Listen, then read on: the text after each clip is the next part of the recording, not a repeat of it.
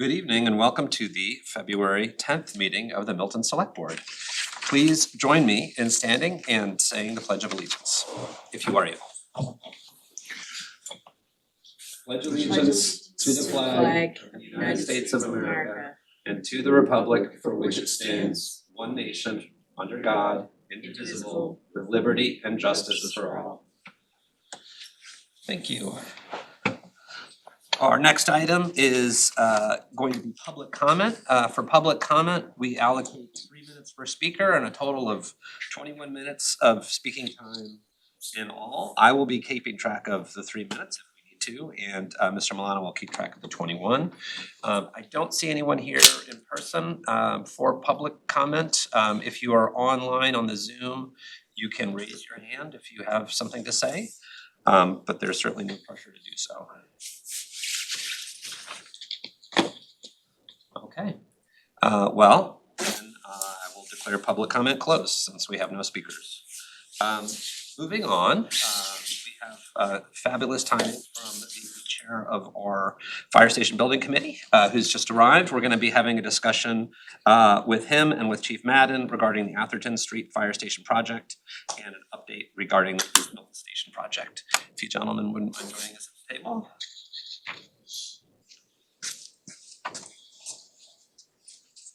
Good evening. Good evening. Good evening.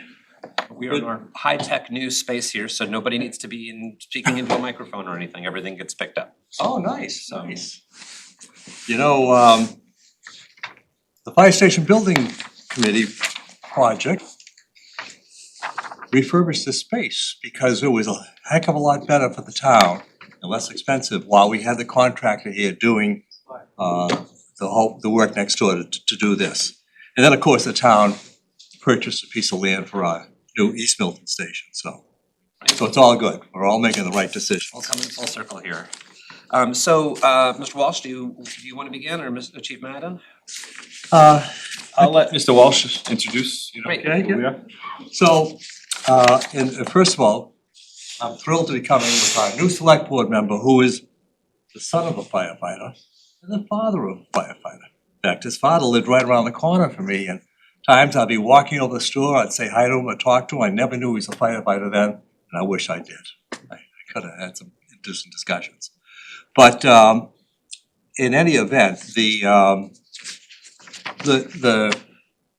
subject matter tonight is, what are we doing in Atherton Street? And I think, I'm sure some of you have followed some of it in the news. We actually went through, the Fire Station Building Committee, went through an exhaustive process to try to decide what was the best approach. Should we try to save the building? And certainly there are a lot of people in town that recognize the uniqueness and the character of that old structure. By the way, and I'll pass this around if I could. That Atherton Street Fire Station was actually built, it was in response to a tragic death of a 3-year-old girl who was a member of the Saltonstall family. It's a famous family in the history of Massachusetts, former governor, etc. And there's a monument out in front of the current Atherton Street station.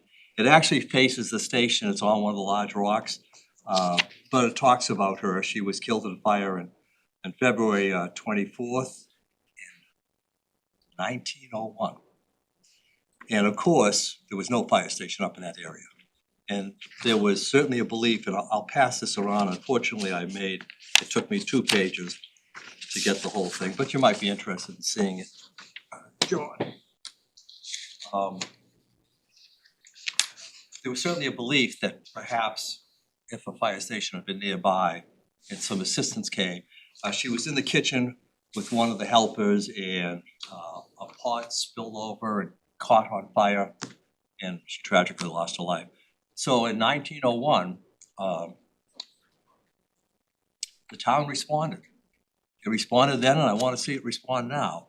It responded by purchasing that land that Atherton Street is currently on and built a fire station. So now residents up there, and by the way, when you think about it, if the fire engines were at best horse-drawn, could have even been firefighter-drawn.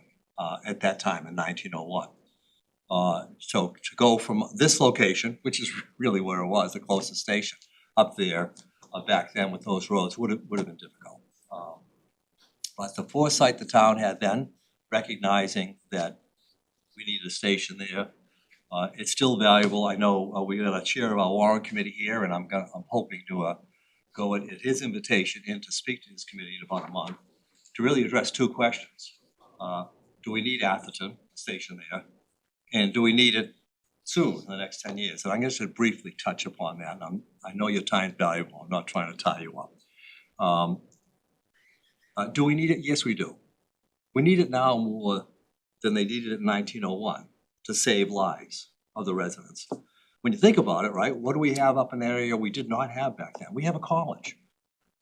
Many of us in town who have raised families, send our kids off to college, certainly have an expectation that where they're going, there's appropriate police and fire protection, right?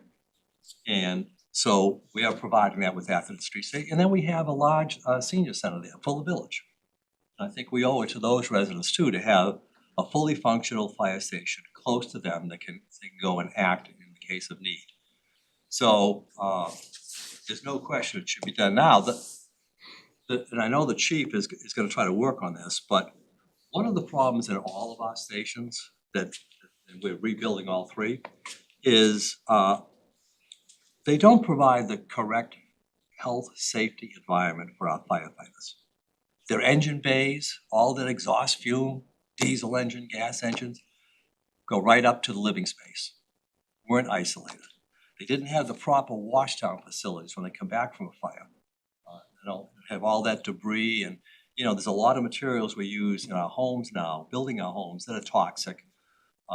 They didn't have appropriate washdown. We certainly do over at headquarters now, and we certainly will as we rebuild these stations. And so cancer is a real problem among our firefighters. And that's absolutely, in fact, there was a recent firefighter from East Milton who lost his life. His name is? Firefighter Daniel Thomas. Daniel Thomas. To cancer. Prior to fire chiefs have battled cancer.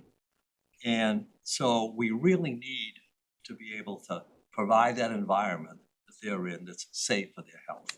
And that's what we will accomplish with the new Atherton Street Station. But as I touched upon it, we didn't just say, well, we'll do one thing. And I only had this couple. We went through an exhaustive analysis and came down to 6 possible choices. Some of them not including saving the existing Atherton Street Station. And by the way, in addition to the health safety issues for firefighters up there, it's an old building, there's no isolation.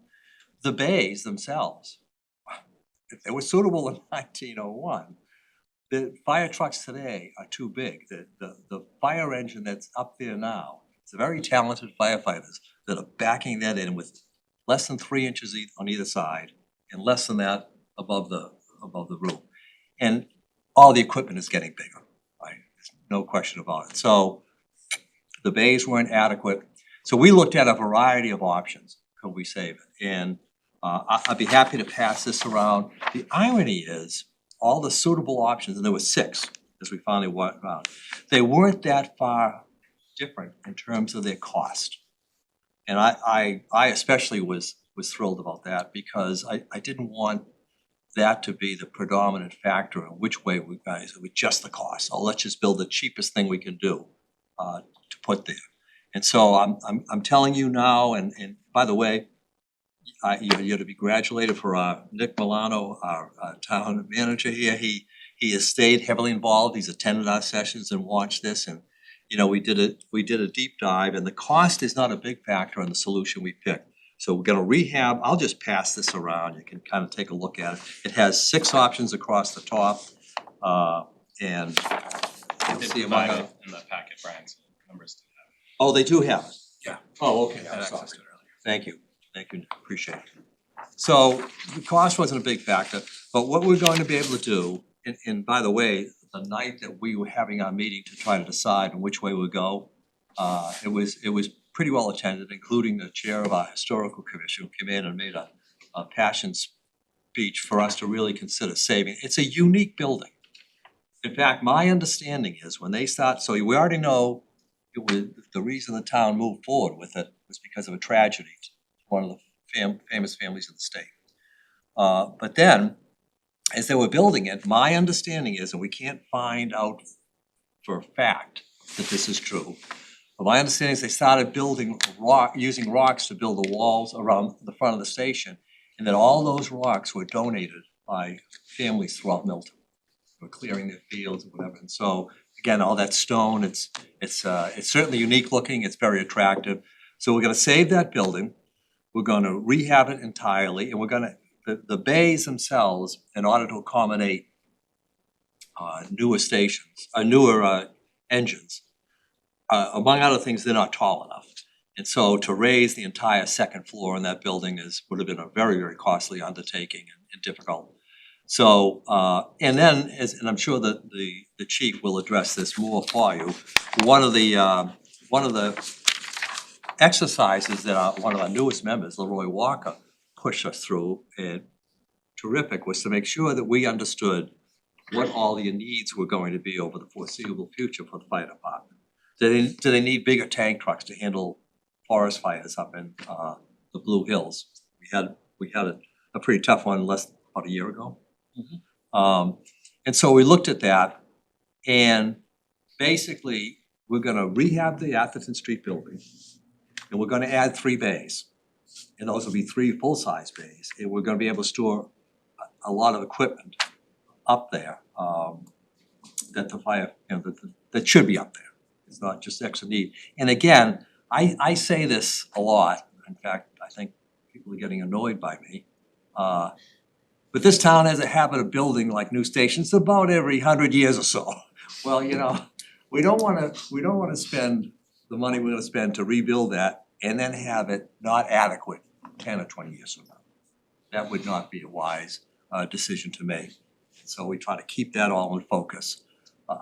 By the way, just an aside, the newest building, the headquarters in Atherton, were well over 100 years old. The newest building was the Engine 2 East Milton building. And that actually rebuilt on the same site that the previous fire station was on. That came online in 1951. There's no doubt in my mind, by the way, that if it had been 10 years later, they wouldn't have built there. Because 3 or 4 years after they completed it, the state and the federal government decided, let's sink the expressway, which dramatically changed the roads around there, the access. A fire engine now, 75% of the district that the East Milton station covers is on, we'll call it the Milton side of the expressway. And they take a full minute, this is not traffic impacted, to make it from that front door of that fire station over to the post office. Well, the federal requirements for fire engines is 90% of them should be, you should be at 90% of all your locations within 4 minutes or less.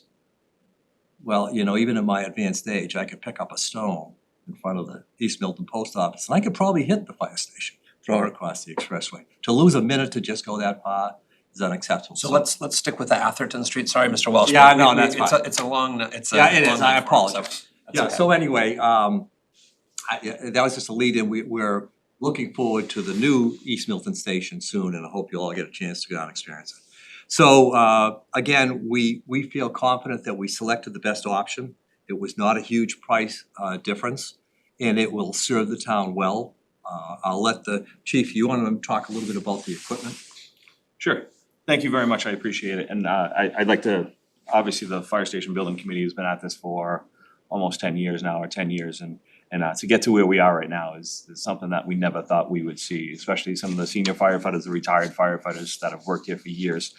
To see where we are now, they're happy for us, and thank you to the select board and town meeting and the voters that got us to where we are today, and I appreciate it.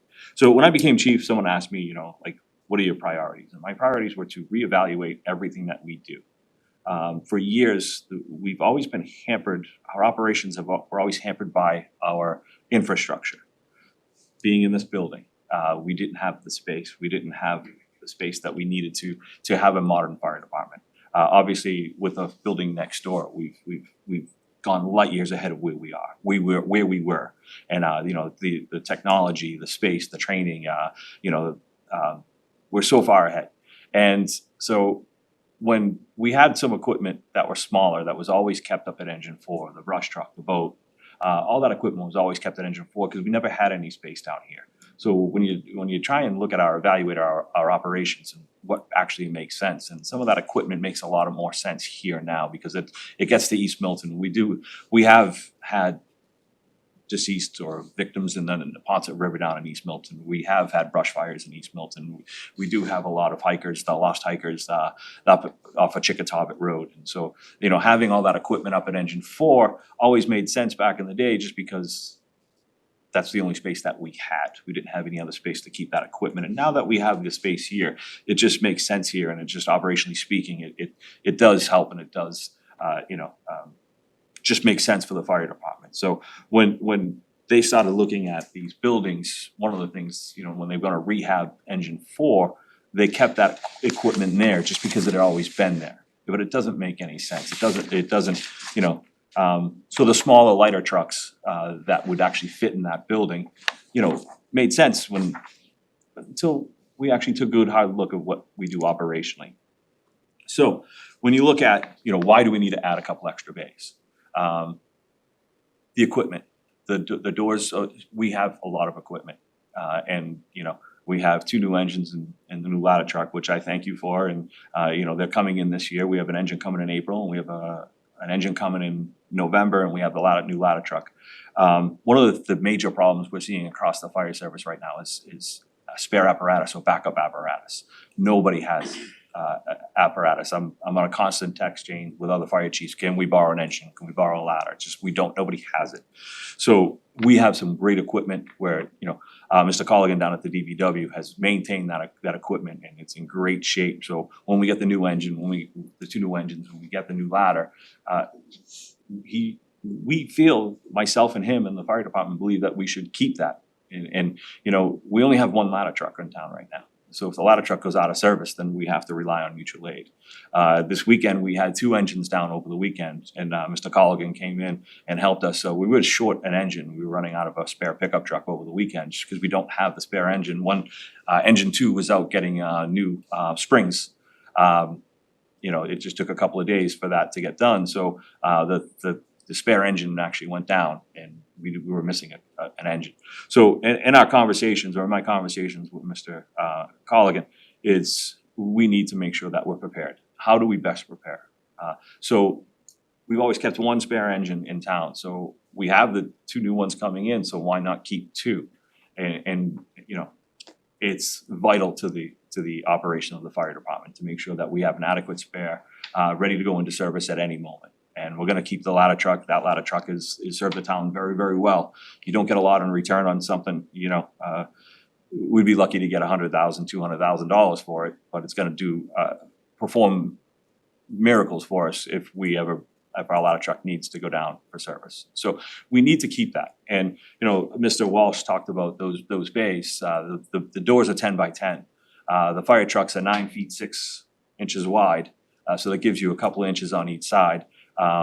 When the apparatus door opens up, it goes down to 9.8, and the fire truck's at 9.5. So a couple inches of snow or ice or something like that kind of presents a problem to us. In fact, during the funeral of firefighter Thomas Stoughton, covered that station up there, and they had to take equipment off the top of their truck to fit into the firehouse. So it's just one of those things that, you know, it's moving forward operationally for the department, the future. Again, we don't have this opportunity to build a new firehouse very often. And we've gotten 2, so we need that space. We need that space to keep our operations to where we are today. And then obviously you look at the future. Who knows what the future is going to be? You know, you look at the brush fires. We need more equipment. You know, one of our issues for our brush fires is getting adequate water into the seat of the fire. You're talking about a mile and a half into it, and that's just firefighters right now. We have a pickup truck that has a 200-gallon tank on it. That gets us in there and gets us within a couple hundred feet. But 200 gallons in a really, really dry day with winds blowing 20, 30 miles an hour is not gonna stop it. So, you know, one of the things that I would like to see us do is to upgrade our brush equipment with, you know, maybe an off-road tanker that would carry 1,000 gallons. You know, those are actually large vehicles and something that, you know, I think that we need. I'm not sure how we'll get it, we'll look into grants or work with the DCR to see if we can purchase any old equipment that they have. But it's just something that it's a vital need. We have a lot of, we call it urban wildland interface. We have a lot of people who live on the outskirts of the Blue Hills, and those homes are in jeopardy.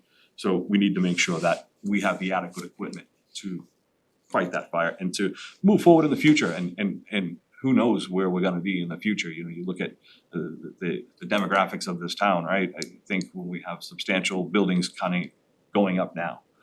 You know, the population is going to increase. The recreation space up in the Blue Hills is gonna become even more used more often. So I'm not sure where the fire service goes in the future, but I think we have an opportunity now. We definitely need 2 modern bays up in Atherton Street. And, you know, we can't fit it on the existing footprint right now, where we're gonna add 1 and then maintain the 2 old bays. And that's where we, as a fire station building committee, I know Mr. Walsh kind of alluded to it, but maybe a house or a building out back will be just, you know, 2 bays that would store that extra equipment. And, you know, it has to be maintained inside. It's just, you know, I talked to Mr. Milano earlier. I had a conversation with the Braintree chief. We were talking about apparatus. They actually have 2 vehicles stored outside right now, and I just drive by and I see them covered in snow, and they're just waiting to get fixed. They're just waiting their turn to get fixed, and they're covered in snow and ice, and it's just, I don't believe that's the way to operate. You know, you spending $1 million on a new engine. We can prolong these engines for 20, 30 years. Why not store them inside and maintain them properly? So that's where I stand operationally speaking, why we need those extra bays. And if you have any questions, glad to answer. Mr. Chairman, can I just add a quick comment too? I should point out of the 6 options, and we worked hard to come to those 6 options. I mentioned the pricing was not dramatically different. The least expensive of those 6 options was 14 million, just over that. The most expensive was 19. The right solution for the town of Milton, and we worked hard on it, was only a $16 million option. So it was by far not the most expensive, and it was only slightly more than the least expensive. What was the, are we asking questions yet? We are now. What was did you have an office estimate for the building, and what accounts for what do you think accounts for the variance and the proposals? Well, the proposals, they don't all include rebuilding the Atherton. Right, A okay, couple of the proposals was to demolish it. Yep. You know, house the firefighters temporarily and the engine temporarily and back, and then rebuild up front.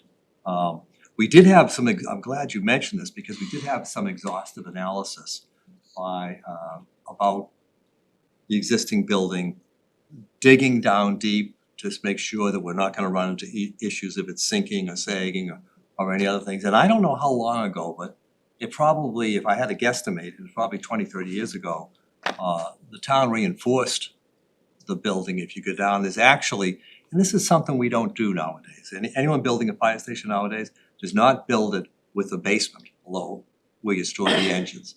And there's lots of reasons, but the most important is they're getting much heavier. In fact, the current East Milton station that we're about to retire, we had spent $50,000 to shore up the floor, because with the second engine, it was starting to sink already. So you typically don't do that, but at Atherton Street, you know, we're gonna have the flexibility now with larger new bays built on solid ground to put in the smaller equipment, and it's already been reinforced with steel I-beams. I know some of you joined us on one of the tours not that long ago down there. But so we did adequate testing of the ground. Is it gonna be stable? Will it handle the rehab and still be appropriate for what we might wanna put in those the smaller bays? And so I'm really confident that this was the right solution. And and again, the town hall, one of the ugliest buildings that you could probably have. Replace an absolutely gorgeous Greek revival building, right? that they decided they couldn't enhance or change. We know and are comfortable that we can rehab Atherton Street to adequately and safely house the firefighters, keep some equipment, and we're gonna have new bays to handle the new larger, heavier equipment. Does that help? Other questions, Mr. Driscoll? Chief, are you satisfied with this plan? Yes.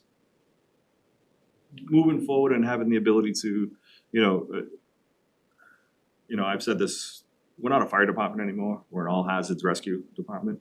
Where it's not just fighting fires, we're medicals, we're hazardous materials, we're technical rescue, we're just changing however the time goes. And to find out where we go in the future, and it's hard to see in the crystal ball in 10 years, but from what the department has changed in the last 10 years has been just eye-opening, we've changed so much, so yes, it will serve it'll serve the fire department as we fit now, and it also gives us a little extra room to expand or depending on the equipment that's needed.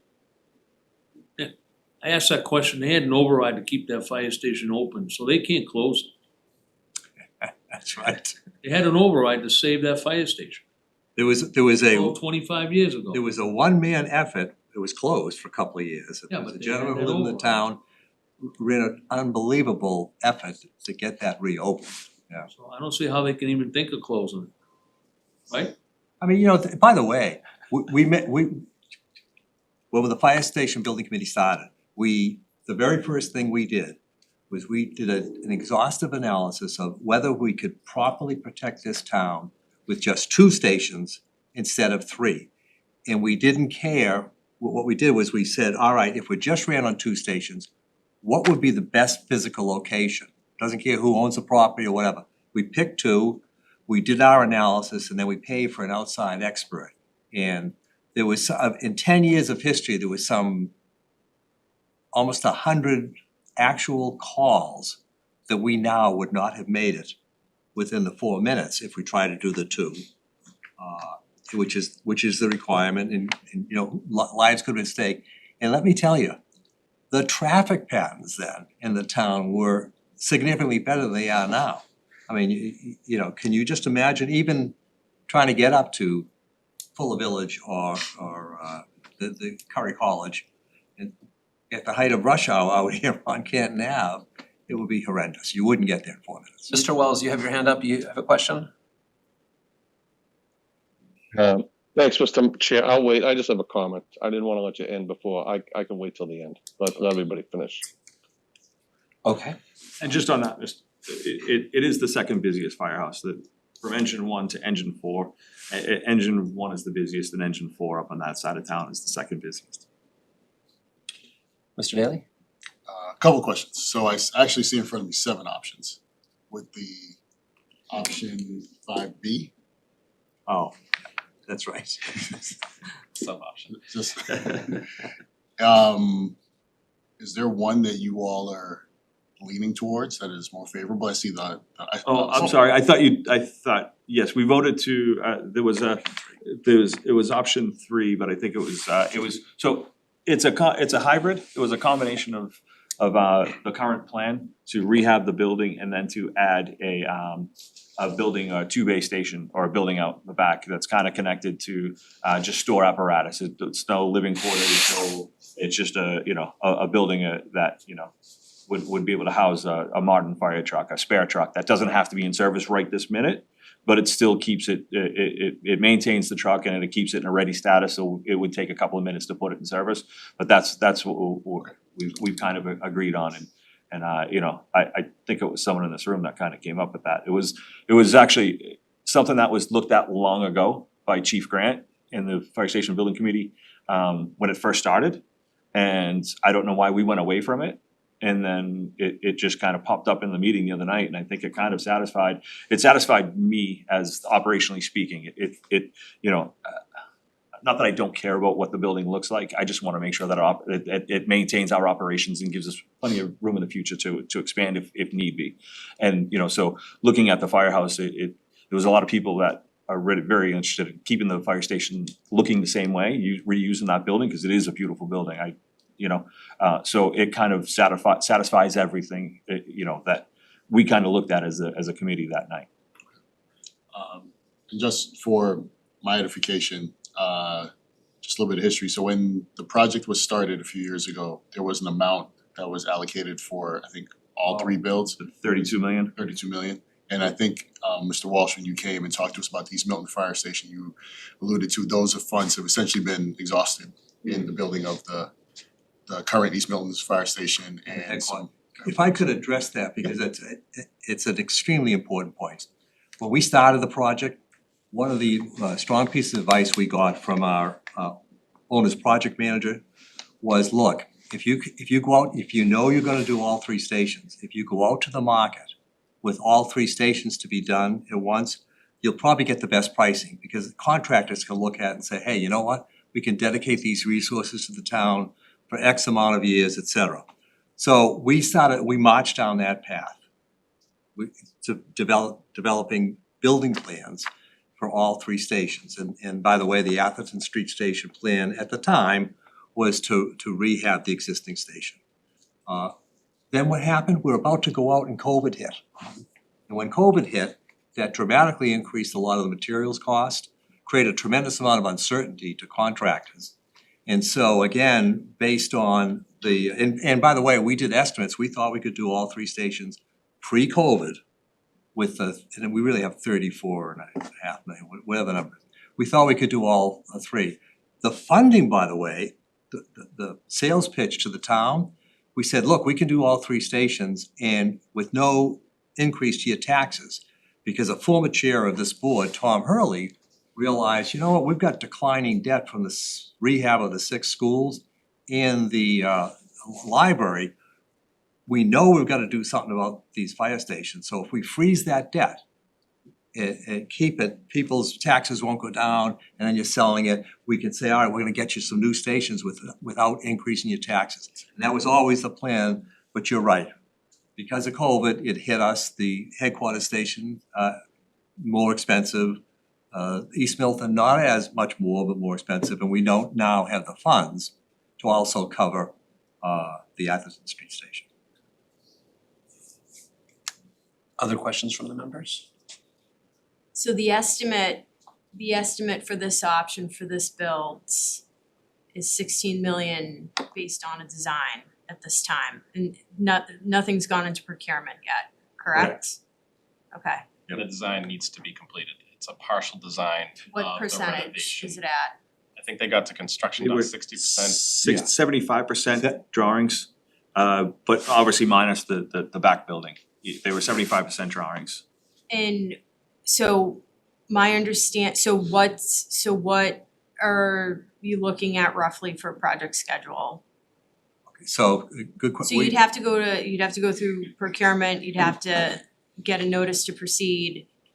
And then, so what is that? Well, Megan, if I could, What's the timeline? what we first need to do is to get more funds to complete the design, about $1 million, and that we hope to have before the town, this next town meeting in the town. And then, in a perfect world, we hope that by the following town meeting, we're going to pitch the whole project so that we can start. Engine 2 is supposed to be completed in November, so we'll have that wrapped up and we'll be pitching to the town to pick up the funds to complete Atherton. My question is, what is your goal to break ground on the project? Likely spring of 27 Okay, after completing bidding and getting a contractor moving would be spring of 27. And I think it's like 16 months expected construction, which kind of tag along with what East Milton was generally, starting in the spring and completion by fall, winter of the following calendar year. So we'd be in town, next town meeting after the one coming up, voting on bonding for the 16 million. Correct. The anticipated timeline would be complete the design with this appropriation from annual town meeting, come back to fall town meeting for approval of the total project, and have a ballot question on the state election in November. Alternatively, it could come to the annual town meeting a year from now, annual town election a year from now, but that would push all of those dates further back, so. Thank you for correcting me, Nick, because we were going through all this extensively. But But I think it is 75% design and, you know, these things only get more expensive, they don't get less expensive. I just wanna say that, you know, 16 million, it's probably gonna be more than that, I would estimate. well, you can't say absolutely not. Right, We hope yeah. not. Yeah. We try to make sure we were gonna bring in an accurate number. Yeah, We didn't lowball it. it's always tough at this point.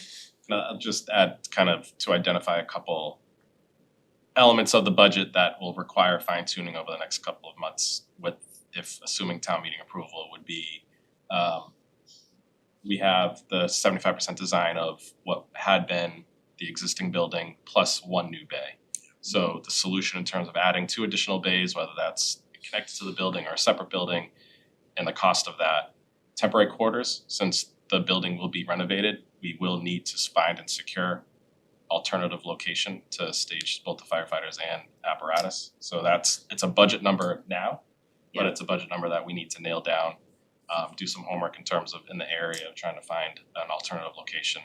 And then just because it's a renovation project, carrying a pretty significant construction contingency in case there are unanticipated issues or risks with the actual project in terms of working on a old 125-year-old What kind of structure. contingency are you expecting to carry? It's spelled out in the materials, but off the top of my head, We've done that for both the previous project as well, and the good news is we didn't exhaust it completely on headquarters and Good. hope not to on East Milton. Mr. Driscoll? Nick, did you think of going to Curry College, see if they have room there? They have I dorms. did reach out. Yeah.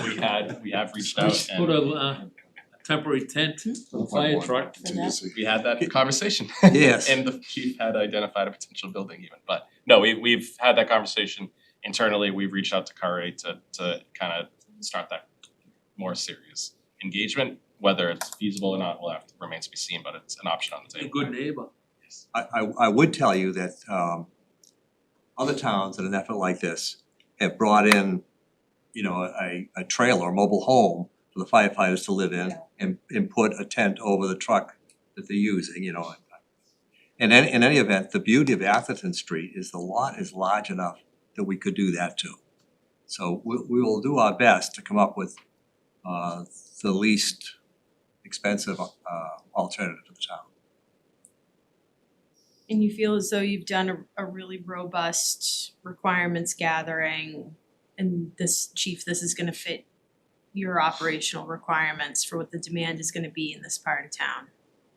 Yes, I believe so. It just, you know, it's hard without a crystal ball, you know? Yeah. Just trying to figure out what the trends are on the fire service and where we're going and, yeah, I've really All thought trying to about it. forecast an uncertain future is the Yes. name of the game for what we do. Yes, and I just see the way that we've operated since I've been on here, you know, like, you know, when I said I have to reevaluate everything, you know, you truly have to reevaluate everything because, you know, we were a 1950s department until we moved over there. And we were able to really spread our wings and I tell you, the firefighters that are over there really, you know, they had the fire at Craig Street and the next shift in, they went into the conference room and they brought up Craig Street on the map and talked about apparatus placement and how it went well and how it, you know, some things that they needed to work on and so that right there makes us a better firefighter and that's something that we never had that ability to do. You would all be huddled around a computer.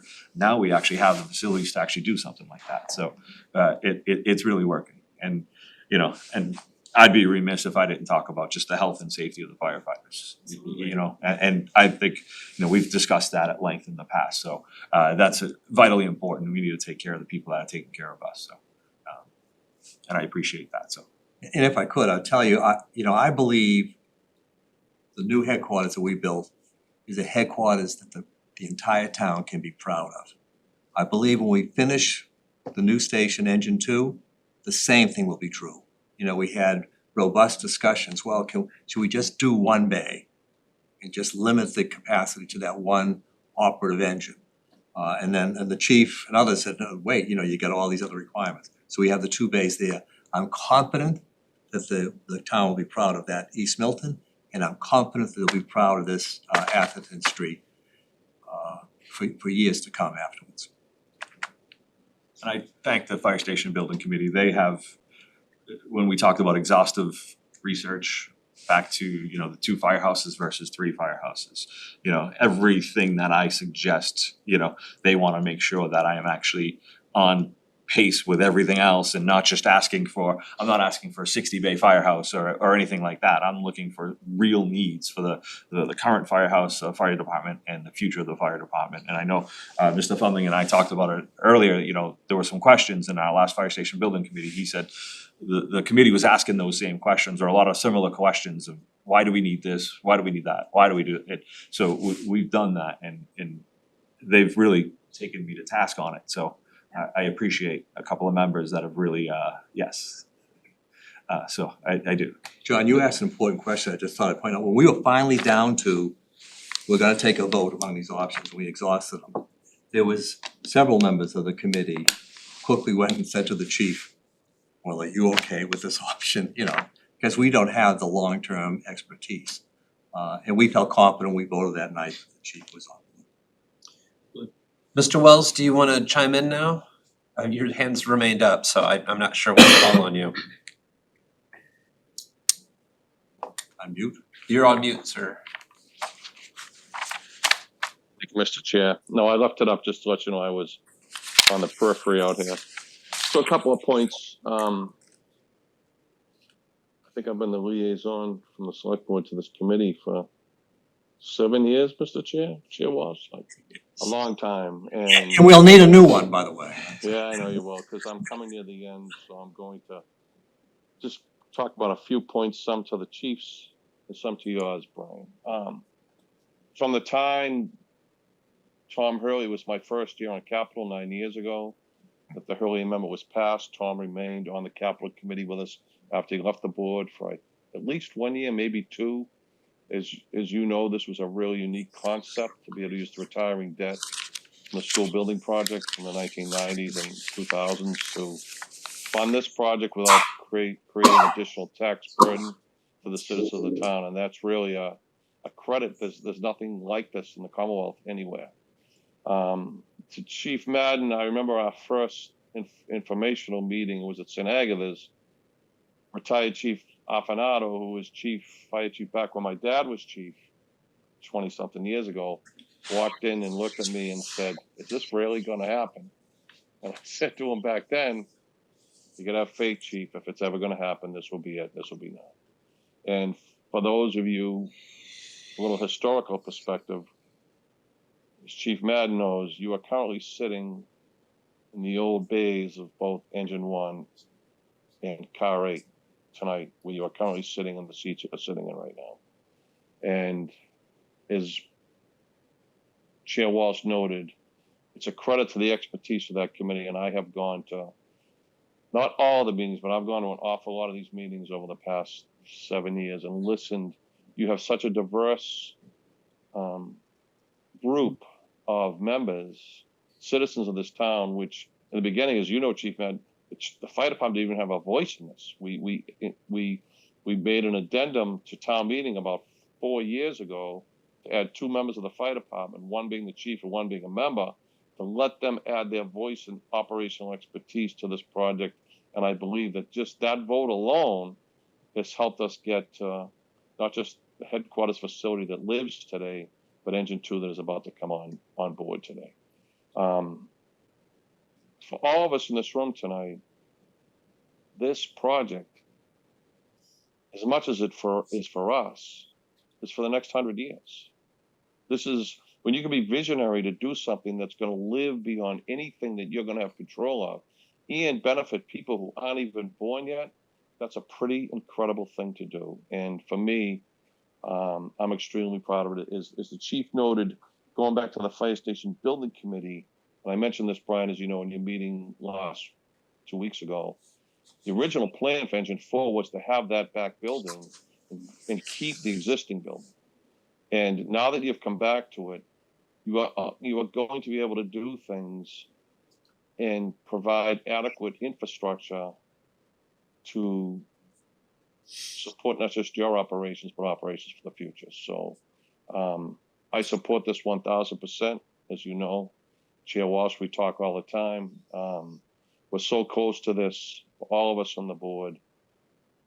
We're going to do something here. We're voting to support the final aspect of this project. And I don't even know if we're voting on it tonight, but we are dealing with the final aspect of a project that is going to impact firefighters who don't exist today, citizens who aren't born today, and the future of this town for many years to come. So for me, I'm very proud to support it. And I thank you, Brian, for all the work of so many people, both the existing members of your committee and the former members like Dan Clark, who found the piece of property at St. Agatha's after I don't even know how many months on a GIS search, found that little piece of property we wound up buying, and including to this, and Webb Collins, who realized the value of the old engine 2, the existing engine 2, which allowed us to be able to tell town meeting, we can sell it for this amount of money if you give us the money to buy and build a brand new facility next to St. Agatha's. So for everyone in your committee, Brian, I can't thank you enough. Most people don't know them, but they contribute in such a unique and positive way to the future of this town. So I know I was long-winded there. So thank you, Mr. Chair, and thank you, Chief, and thank you, Chair Walsh, and thank you to members for your important questions, because you're talking about things that impact the sanctity of human life, and that, to me, has always been a very important thing. So thank you. Thank you, Mr. Wells. Yeah, so I don't have much to add to the members' questions. I do think, and it won't be a surprise to either of you, that the town is fiscally tight right now, and so we're really being very conscious about every dollar that we spend and every dollar that gets put forward. But the town has put its full vote of support behind this project to date. We will see how town meeting decides to move forward both this spring and then probably this fall. And I want to echo Mr. Wells's thanks to you, Mr. Walsh, for your leadership on this committee and your service to the town in many, many ways, this just being one of them. But we are really grateful to have you here tonight and to have you here in Milton generally. Thank you. By the way, just aside, it was actually Moderator Bob Hiss who came to me and said, we're bringing a proposal to town meeting to form a fire station building committee, and I want you on it. And so he was looking at the success of the sixth school project. We had a former moderator, Charlie Winchester, who headed up that project and was very successful, especially persuading town meeting. And I had actually appointed, there was a fire station study committee formed before our building committee, who said, we've made the case, we've got to redo these stations. They actually were recommending that we might, since the town owned the Milton Arts Center, that we might use that property in place of the East Milton Station. So we were thrilled. Mr. Wells mentioned, we had Vice Chair Dan Clark. We did an exhaustive analysis. We put out 2 bids to the public for a piece of property, and the ones that came back didn't bode well. And Dan said, look, this land is fantastic. Can we go in and talk to the St. Agatha's business committee and the parish? Well, Richard and I both went in and we just added a little extra because we were both graduates of the St. Agatha School. So we sold them, and I think it's just a win-win. So anyway, there's been a lot of people who have helped, and I expect that we will, especially the approach that we're taking, we will get support, even in these difficult times. Look, I don't remember ever being at a town meeting, and I've been to a lot of them, that someone walked in and said, oh, we've got all kinds of extra money. It's either tight or like really tight. But thank you for your support. I do really appreciate it. And especially Nick Milano has been terrific, and of course, the chief. So Mr. Milano, we don't have any, the fire station building committee, because it's a moderator appointed group, they can put their own articles forward. Ultimately, select board needs to vote on all the articles in the warrant to include them all. But the select board does not need to take a position on the article this evening. There's no immediate action required there unless you felt you wanted to this time. Mr. Driscoll. Is that picture of Mrs. Blue Room still there with the horses coming out of the old engine? I'd get that blown up. so you can show the people what you had, and what you went to. That was a no-brainer for me. I just looked at that picture on the warrant committee and said, we gotta do it. We, you know, interesting enough, the town meeting that we went to make the pitch to get funding for the, let's go do the 3 stations, we brought and parked right out front. Go fight. Was a firefighter drawn pumper truck. That was actually at the a fire museum in Quincy for several years. They closed that, gave it back. We have that again.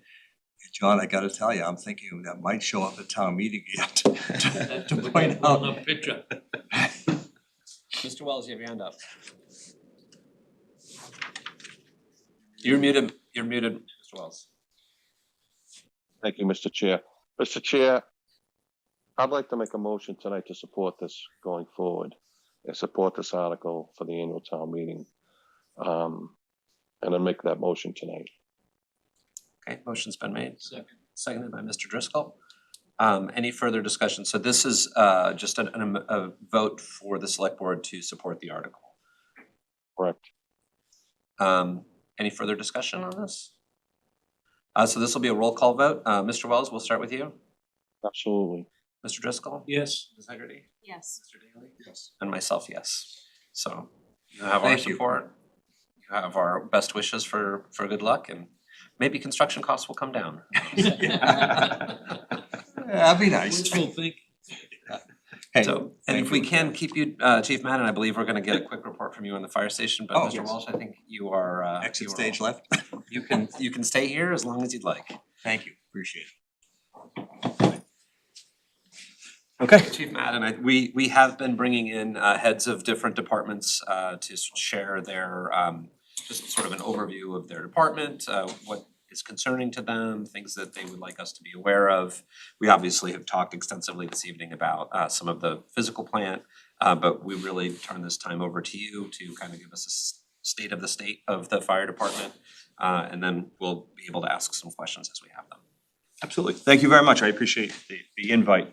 You know, I didn't get a chance to watch any of the others, so I just kind of put some things together. And just, you know, one of the things that I look at is, you know, right off the bat is 2025, we did over 4,000 emergency responses. And a lot of people don't realize that we do that many in town, and so it breaks down to almost 2,900 medical calls, you know, like 600 alarm calls. I think we had, you know, 17 vehicle fires, 12 brush fires, and 13 structure fires. 21 hazardous conditions like fuel leaks, 11 electrical conditions. You know, it just to break it down, you know, kind of a busy department when you look at it, you know, and so that's what we are. And you know, I apologize. And you know, in the past, every time we've had a significant fire, I would always advise you of what happened that night. And I apologize. I was away on vacation, so I wasn't at the fire. I kind of updated Mr. Milano from He did provide the us an road. update. So it was just it was a challenge, but I will say that, you know, that day was the firefighters have done an amazing job. Since the storm, and you know, one of the things that we always do is we go out and we shovel hydrants. So we ask the neighbors if you are capable and you have a hydrant next door or in your neighborhood that you want to take care of, please, by all means, you know, 3 feet around would be great. You know, just to helps us help you. You know, I know Braintree had a fire yesterday or the day before, and they had to shovel out the hydrant, so it kind of put a little delay on it. And I know Braintree Police put something out, and it's reached social media, and I believe it was on the Milton Neighbors page as well. But it just so happens that, you know, I think that storm was a Sunday, Monday, Tuesday morning and Tuesday afternoon. Our firefighters, they go out and they shovel hydrants, you know, an hour in the morning, an hour in the afternoon. You know, they do it until most of the hydrants are done. And just so happens that day they were down Craig Street and they decided to shovel the hydrant out across the street from that building. And a few hours later, they were called back to that building. And they did an amazing job. It really, you know, extreme cold, really, really windy day. And it was an acting deputy chief. One of the deputies was off, so it was an acting deputy chief. It was his first fire running an incident like that. And he did just an amazing job maintaining that. And, you know, all the firefighters came home and you know, unharmed. And, And unfortunately, there was a tremendous loss in the building, but both people were able to, the fire department had to actually go in and say, come on, you need to get out, so they escorted them out of the building, kept them safe. And so it's just a challenging environment, and they did an amazing job. And they've, this weather, they're still doing it. They're still, today they probably went on 7 or 8 runs already today. And it's still cold and snowing out right now, and they'll still respond. So they just do an amazing job. So one of the things that I looked at is, what do we do? One of the things for me is training. We're always training, and we talk about using the new firehouse and how do we do it. There's 4 weeks. We do 1 week of EMS. This month we did medical assessments with Coastal Ambulance, just to trying to assess a patient right off the bat to try and get the vital signs and everything else. And we work with Coastal. They came in and we worked through that. We have 3 new CPR instructors on the department. Our CPR instructor had retired, so we trained 3 more. So now we can give classes, and where we go with that, I'm not really sure, but at least we can go in-house, and we have some people I know, like we've gone over to the Council on Aging, we've gone to Town Hall and shown how to use an AED or a CPR, just kind of a demo. So we have some people to do that. We're always doing, cold weather, we've done ice rescue, so just nobody be alarmed if you see us out on the ice. Once it starts to warm up and the ice starts to get a little thin, we go back out in the ice. We do some preparatory stuff in December just to make sure all the equipment's good and ready to go. And then, whenever we get an opportunity with some weak ice, we go out there to perform that training. So you should see that coming up. We did some firefighter training. We have we call vent enter isolate searches.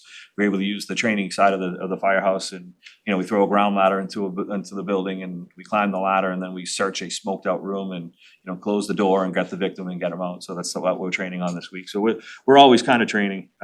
Every week we have something going on. So some of the projects that we're looking for, I mean, obviously, we're still working out. We've been there for 2 years now, and we're still working out the kinks of the firehouse, right? We're trying to kick some of those old habits that we did if we didn't have the building. But now, like I said, we're, when they come back in their next shift in, even though they have some other sort of assigned training, like they have, hydrants or whatever, they still went in and utilized that technology to try and figure out how to do things better and what we did right and what we could work on. And so we're doing that, we're using that technology, to help us administratively, operationally. We're figuring that out. So obviously, got a lot going on with East Milton and the Atherton Street, just I involve some of the senior leadership of the fire department to help me make these decisions and where we are. And, there's some great people that I work with that really give some good advice, and we talk about it and we talk through it, and, what we do need, what we think we're going. And so just busy with Atherton and East Milton. As I said before, we have 2 new engines. We ordered the supply chain. I know that, and I know Chief Wells has been asking for a few years now with the new tower ladder. We actually have a date of September 2026. So we're looking to get that in. An engine in April of 26, and then another engine in November of 26. So they're starting to come in. That backlog of fire trucks from all over the country is starting to ease a little bit. We're on pace. I have pictures of one of them now, so it's getting there. So it's becoming real. What's that? Chief's not describing this well enough. That tower was approved in June of 2022 town meeting, so we're talking 4.5 years, which is completely out of our hands. It's really frustrating, but Where is it being assembled? Florida. Florida? Okay. So I know Senator Warren and Senator Markey, it went to Capitol Hill. Okay. And there's a couple companies that bought up all the fire truck companies. Got it. And then it seems everything came to a screeching halt and prices went through the roof. So I know that the legislature is looking at it to. Okay. It's been a challenge, like I said, across the fire service. I'm a group text with a lot of fire chiefs, and it's like, hey, can I borrow this? Hey, can I borrow that? Yeah. Hey, anybody have anything? It's really It's tough. it's Yeah. hard, yes. So however, and he should take credit for this, is the most recent engine and working with the vendor that will arrive ahead of much earlier than anticipated, but we're making it work from a financial perspective. Where are the supply chain issues coming from with the vendors? Is it just tariffs and things like that, or? I think it's multiple fold, right? I think the ARPA money, I think a lot of departments Okay. across the country were able to use ARPA money or some sort of You know, everyone decided after Just the high pandemic to demand. invest in Yeah. their fire service or their public safety. And then it just became a backup, and then obviously all the supply chain issues that happened at the time, and then, you Yeah. know, you'd get whole plants that would shut down because one person had COVID and that would shut everything down for 2-3 weeks. Yeah, So I know that was a real challenge, you know, and it's probably it's a highly specialized product, obviously, and there there's only are about 4 or only 5 so many, really reputable Yeah. companies. right, that can that- build them. Yeah, and you look at it, you know, like, again, you know, you look at the city of Brockton, the city of Brockton was able to go up to Maine and buy a 1975 ladder truck, and, you know, they had the money on the spot and they were able to bring it back, and they have their own mechanics, their own fire department mechanics that can Sure. fix that. Foxborough Fire is another one, they have their own mechanics, you know, we've actually used him to repair some of the things in a pinch. Didn't Quincy buy a ladder off another state? Quincy did, and unfortunately, I talked to the Quincy chief about something, and they were running their spare engine as a ladder, as a drunk driver hit one of their ladder trucks and totaled it recently, so, well, you know, like that group text, you know, hey, when I have an engine or whatever, so, yeah, so, But make sure you tell, these are all like very electronic, complicated. yep. They, It's not uh, like an old fashioned truck where you get it going, it stays going. This stuff No, can it has to shut follow down in the- 2 seconds. EPA standards with the DEF, and it's all electronic, and yes, It's very complicated.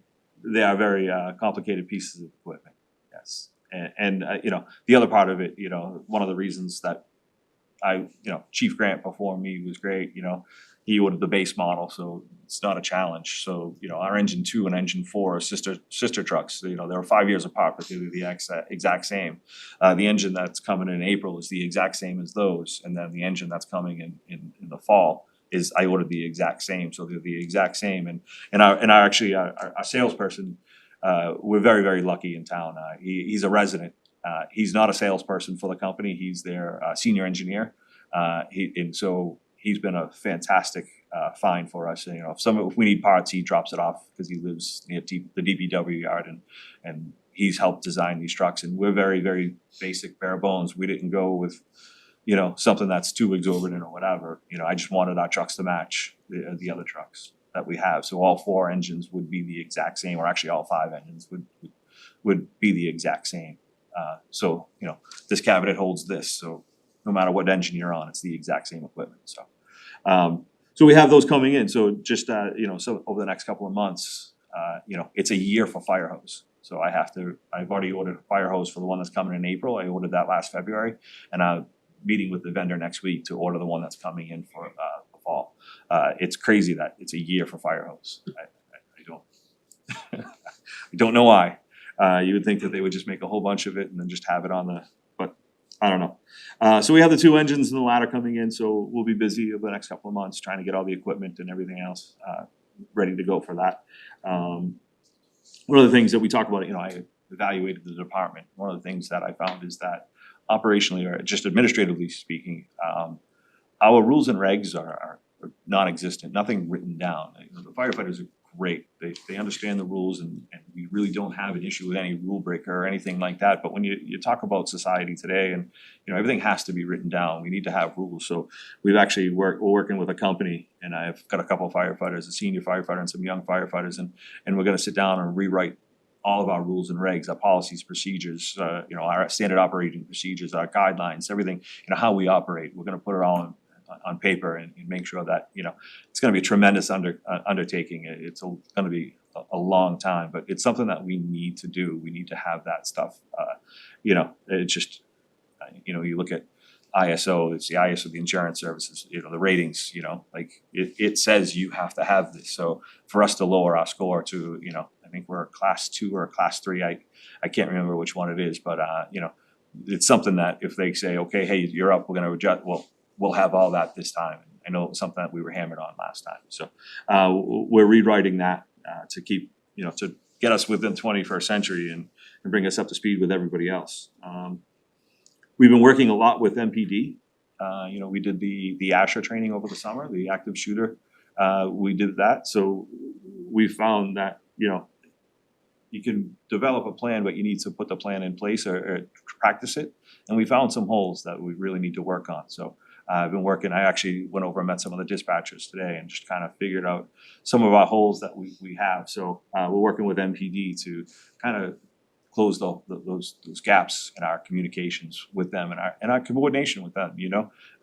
They do fire stuff, we do fire stuff, they do police stuff, and to, our worlds are now doing this, you know? So we need to work better together, and we've got a really good relationship right now. So we're working to, trying to make sure we operate well, and, we talk about a unified command versus a single incident command, where even if it's a fire situation, well, we would welcome them into that command post just because we could use them, and, vice versa, we can help out whatever, any way we can. Our deputy chiefs, we run the incident command system on a regular basis. Every day we run that incident command system, so we're very good at the incident command system, so we can help out any way we can with any of that. One of the things that we've been working with is the new building commissioner. We have a lot of buildings going up, we have a lot of work being done. We've got a really good relationship with the new building commissioner, and we've always had a really good relationship with inspectional services. And Lieutenant Vitaliano on fire prevention and some of the inspectors, he meets with the building inspector almost 2-3 times a week to discuss projects that we have. I met actually up at 582 Blue Hill Ave. I got my time wrong, I was on vacation yesterday and I was half hour early for everything today. So I went up and met with the builders up at 582 Blue Hill Ave, and then they followed up immediately, and then we had a conversation afterwards to make sure that we're all on the same page, and this is what I need, this is what they need, and make sure that we're all together, when they pull these permits, that we're all speaking the same language and we're on the same page, so it's not it's not like they have to go to the building and then they have to go to electrical and they have to go, it's one-stop shopping, so we're all on the same page, and we're working towards doing that. And I'd say the new building commissioner, Mr. White, is really kind of spearheading that, and Lieutenant Vitaliano is really working well with them, so it's going well. And one of the biggest changes that we did was, thanks to the federal government, our National Fire Incident Reporting System, NFIRS, it sunsetted on December 31st, so our record management system, we had to update to an entirely new system and make sure that everything works. So all of our incidents, as soon as we're done with NFIRS, we would submit it to the state, and the state would then give it to the Fed, on a monthly basis. This new NERA system, it's instantaneous. Once the deputy chief approves, they go on an incident, they get back, they write out their incident report, fill out whatever information they need, and then they send it to the deputy, and the deputy chief, the shift commander, will press approve, and instantaneously it goes to the federal government for their record keeping. How many fires, whether smoke detectors were there, how many medicals, car accidents. They're taking all that information, and it's live, it's real time. So that was a big undertaking for the last few months, just to make sure that we were ready to go with that. That's basically the operations, the stuff that we got going on. We've had a really, really big change, turnover in the department recently. We've had a few people leave for various reasons.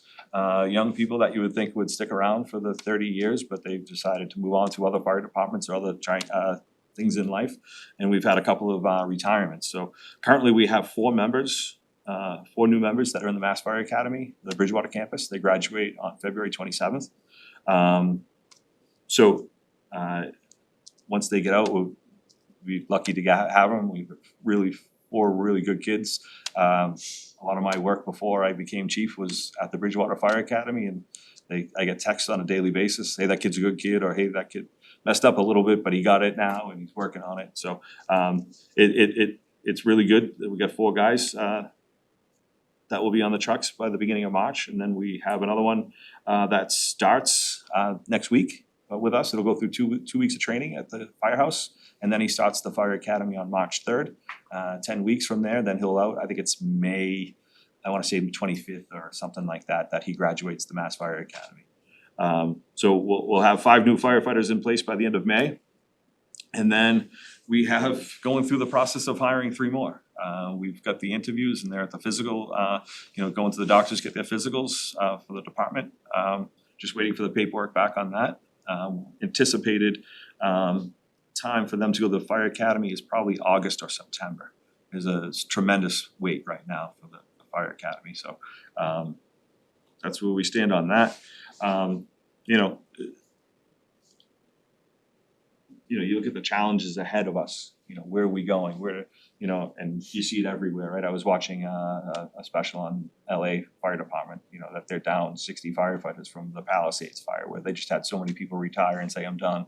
They're down 60 people, and it's significant even for LA, Milton, we're down 60. yeah, we've got 56 on the department, so losing one or two is significant. So filling these spots is just really important. I'm not sure if you know our staffing or not, but we have 14 firefighters assigned to 3 groups. The 4th group has 13 firefighters. They took that spot years ago, like 2005, and turned that into a full-time fire prevention officer, Lieutenant Italiano. So that spot. So we have got 3 groups of 14, 1 group of 13, and that basically, and then we drop down to 11 firefighters for minimum staffing. And for the minimum staffing, we've got a deputy chief that's the shift commander in Car 2, and then each of the engines. So engine 1 here, engine 2 in East Milton, and engine 4 up on Atherton Street. Each has a lieutenant and 2 firefighters assigned to it.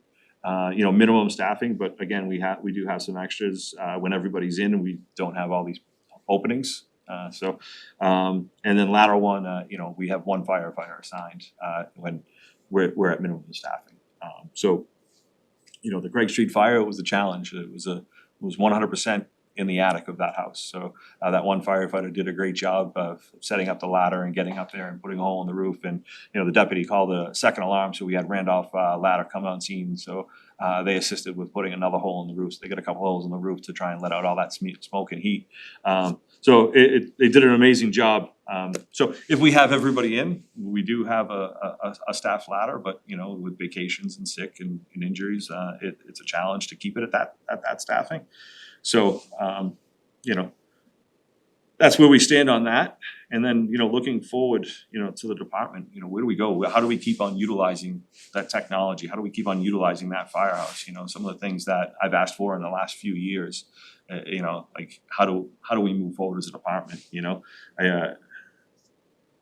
Safety wise, like I would love to add a 15th person to each group to put go to minimum 12 on the ladder truck. A minimum 12 for the day and put a second on the ladder truck as minimum. Just that safety.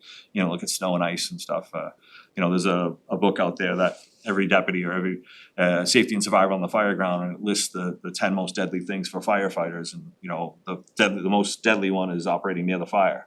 The second most deadly one is operating above the fire, and the third is operating on the roof. And so you're talking about these cities that have 3-4 firefighters that are operating on the roof. We have 1. So how do we get to a safer operation? So that's you look for that. I put that in for the last couple of years. It's for our budget to the supplemental budgets just to see where we can go. Some of the things I've also done is in 2016 we were approved for another lieutenant. We have 13 lieutenants right now, so we have 12 that are assigned to the shifts. The 13th is Lieutenant Italiano Fire Prevention. Well, we were approved in 2016 for another lieutenant. We've just never been funded for that position, and I would use that position right now for a part-time training officer, to run that training, to make sure our training is standardized, to have somebody that don't have to pay overtime to go take a class and then come back and show everybody. You would have somebody on shift or on duty, just go take these classes and bring it back. And the other part of it, the afternoon, I would actually, Lieutenant Italiano, he is an amazing person, and I really, really cringe at the thought of him retiring. He's getting close to that age. He is overwhelmed right now with that fire prevention role. You look at all these buildings that are going in. He's constantly working with these developers, to make sure that the buildings, are gonna be safe. Really can't control the building. All I can control is how safe that building is for the residents. You look at Fall River, you look at stuff that has happened in the past. We need to make sure that it's a fully operational sprinkler. The smoke detectors, CO detectors, the devices, all of those are operating. You look at 7-Eleven Randolph Ave, that's 90 units. He's how much time it takes for him to review all the plans. So you review the site plan before the project even starts, then review the plans when they come in to make sure every smoke detector and every pull station, everything is in the correct spot. And then when they have to file a report with us on a regular basis about their safety plan, and he's constantly going to those locations just to double check up on them, just make sure everything's operating as they should. And then when the building is complete, every device has to be tested. So you're talking, a 3-bedroom apartment or a 2-bedroom apartment. Every bedroom has a smoke detector. The living room has a CO detector and a smoke detector. Every pull station, every light, every strobe, everything has to be tested. It's a week-long process for him for 90 units, So then everything else gets put back and everyone's still doing addition. So if you do an addition on your house and you add a bedroom, well, now you have to have a smoke detector and he has to review the plans and then has to go check it to make sure that you get your occupancy permit. Then you look at, the liquor licenses. We still have to do the school inspections. So it's really a really busy office, and his institutional knowledge is just, he is such a hope he's not watching. I know he's not watching. He's brilliant at his job. He knows the codes better than anybody else. So he's been great, but he needs help. So again, that position, I would be part-time in the mornings, train with the firefighters in the afternoon, kind of lighten the load, do the oil burner inspections, do the smoke detector inspections, work with schools or something so he can maintain those bigger projects and keep up to date with those. And then the last one that I've asked for the last few years would be an assistant chief. It can be overwhelming.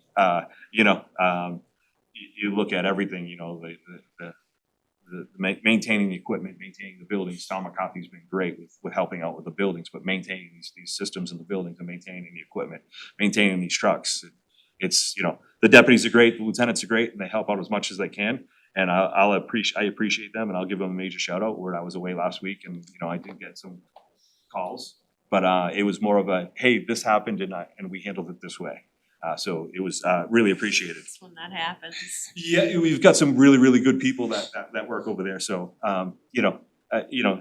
looking forward, like this project of writing down all the policies and procedures, I would love to give it to an assistant chief to say, hey, go work with the members on this and do it, but it's me. It's, I'm the only person besides myself besides Lieutenant Vitaliano that is not operational. We're the only 2 administrative people that work with the fire department. So, you look at, there's just a lot of things that we could do and, with just to help, it's just, and I'll say it, I'll say it, and the chief might not say it, but as we think about the department long-term as well as to think about succession planning and a pipeline to get the next chiefs ready to take on that role, to expose them to other aspects of the job, is, a long-term benefit of that type of position. A lot of departments have certainly moved in that direction where we haven't. The police department does have 2 deputy chief positions, but it just would speak to, Chief Madden came in from lieutenant and became chief and has done a great job. I'm sure would have appreciated the opportunity to see the role for a few years. And I think setting up the department for that, long-term in the future would be beneficial as well. So I just wanted to plug that. Planning that, having somebody else, and the union's great, I love the union, but to have somebody that's out of the union to run things by, it would be invaluable to the operation, and I know that, it would be great, just to do that. I know, I think it was Mr. Johnson that was the warrant committee, Larry Johnson, I think it was. His last name escapes me. Yeah, Larry Johnson's on Yep, the warrant. yep. So he asked me for, how other departments are running themselves. So we kind of, I gathered some information. So like Needham, what their budget was, and they have a chief and assistant chief and 3 fire prevention or 2 fire prevention, an EMS officer and a training officer. Those are all day staff, and you look at Canton. Canton's very similar. They have a chief, 2 assistant chiefs, an EMS officer, a training officer. You look at Randolph, they have chief and assistant chief, 2 fire prevention officers and a training officer.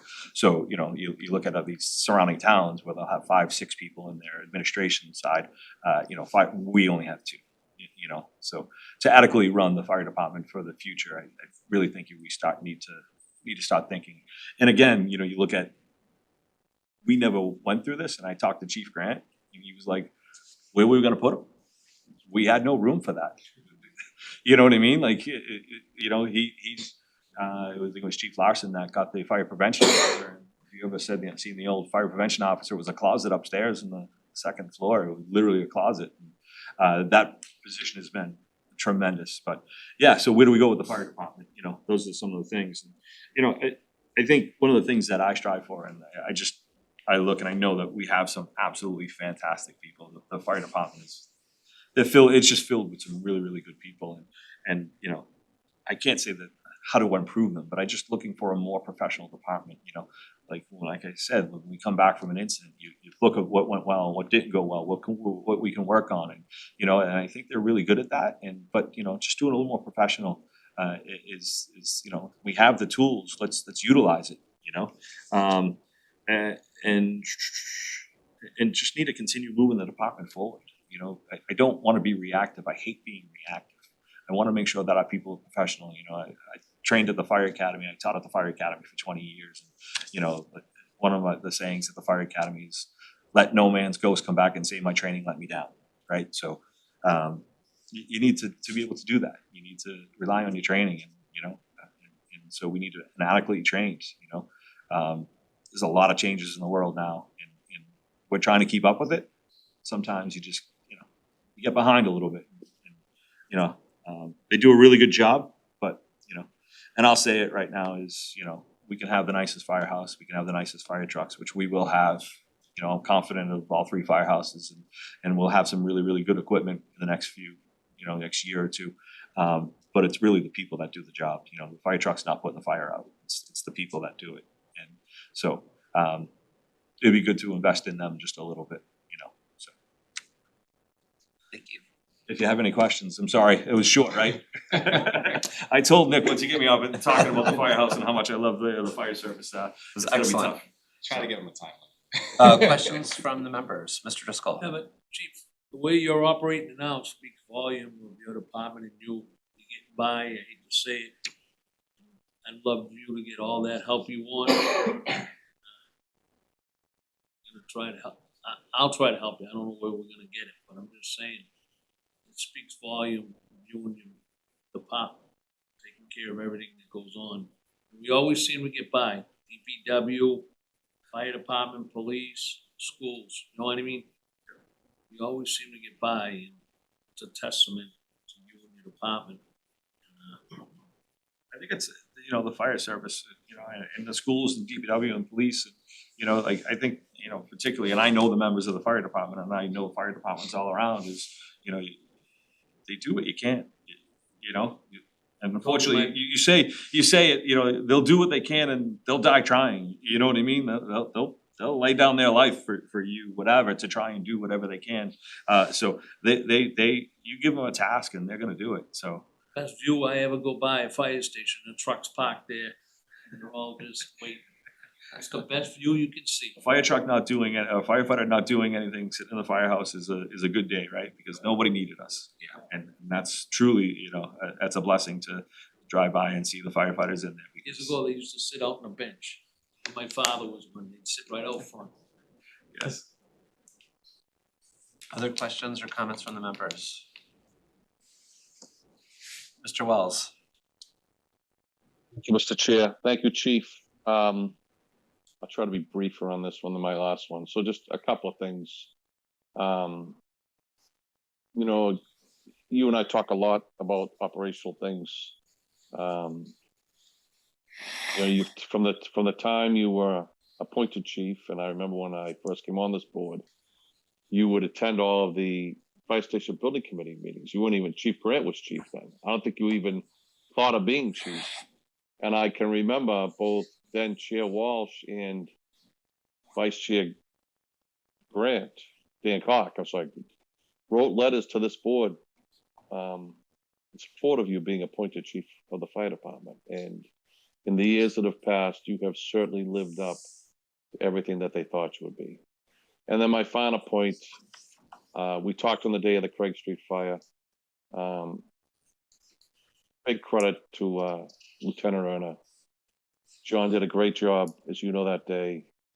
You know, and as I wrote in a post, and I don't usually write posts on everything Milton, the days when the the incidents and Ms. Hagerty can refer to this, the 1 to 2, and I'll use the analogy of the 1 to 2 inches of snow versus the 2 to 3 feet of snow.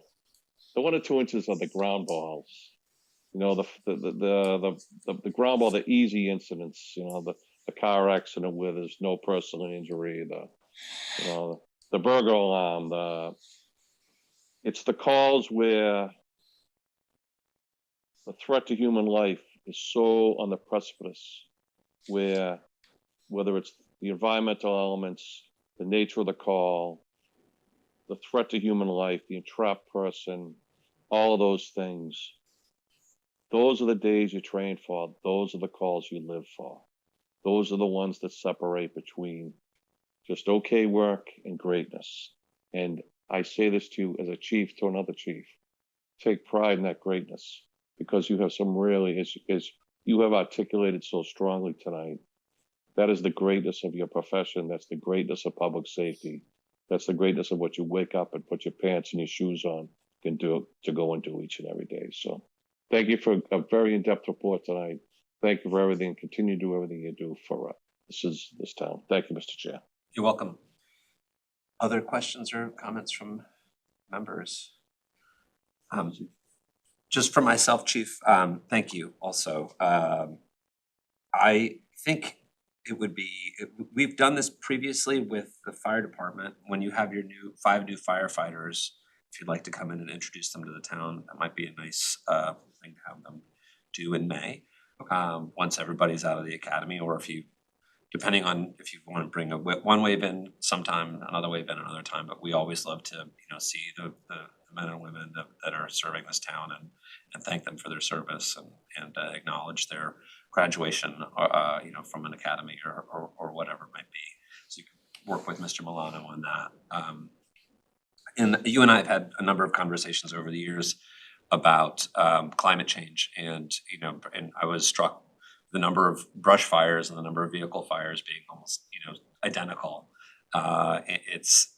And certainly we discussed it earlier. The Blue Hills are drying out and getting a little more and more dangerous every year. So I know that's something that we talked about in our discussion about the Atherton Street Station.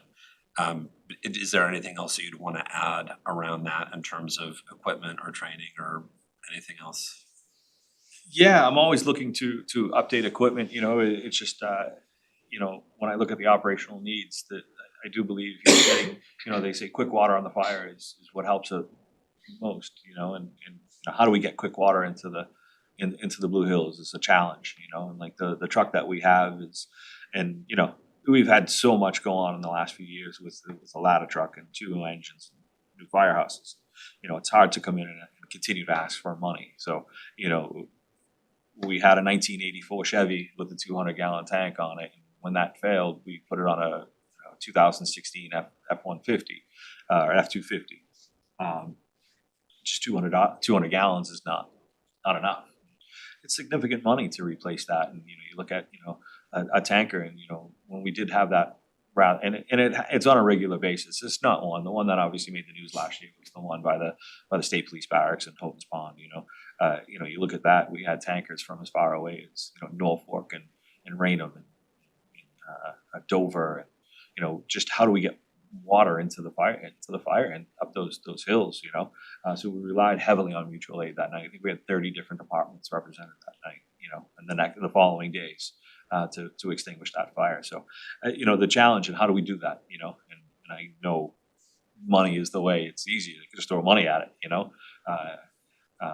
But it's hard. How do you creatively do that? And you look at grants, and it's a challenge getting a grant. There are some other ways. There are some other things that we need before that. We need new SCBA's, and that's what we're looking for the AFG grant to come out. It's Assistance to Firefighter grant. And so we're going to try. What's that? SCBA is the air packs, self-contained breathing apparatus. They're about 10 years old, and they need to start to be replaced. And you're talking $500,000 to replace that equipment. So it's one of my goal will be to write a grant for that this year coming up. And whether we get it or not, I have no idea. But it's highly competitive, and it's really have to really take the time to write it. You know, I would love an assistant chief to say, hey, go do that. You know, it's just, and that's where, you know, I can go to other departments and borrow and, you know, go to my vendor, they've written some grants, you know, helped out with that. So that's my plan, is to try and get that as soon as the AFG grants, and, you know, we're not sure what's gonna happen at the federal level, right? Whether they're even gonna open that grant, it's about 6 months delayed right now. So we're not sure whether they're gonna even open that grant, so, or who's gonna get it, or be eligible for it. So it's just one of those things, you try and look for grants, you try and look for other ways to do it, you know? Like I would love to put in for a tanker, right? Because you look at interoperability, you look at, you know, mutual aid, you look at, you know, the climate change and everything else. It screams, you know, it'd be perfect for a grant, but we do need that SCBA to keep our firefighters safe for structure fires, you know? So, yeah, you have to weigh the options and which one, you know? I'll put them both in and see if we can do it, and see if we get one, you know?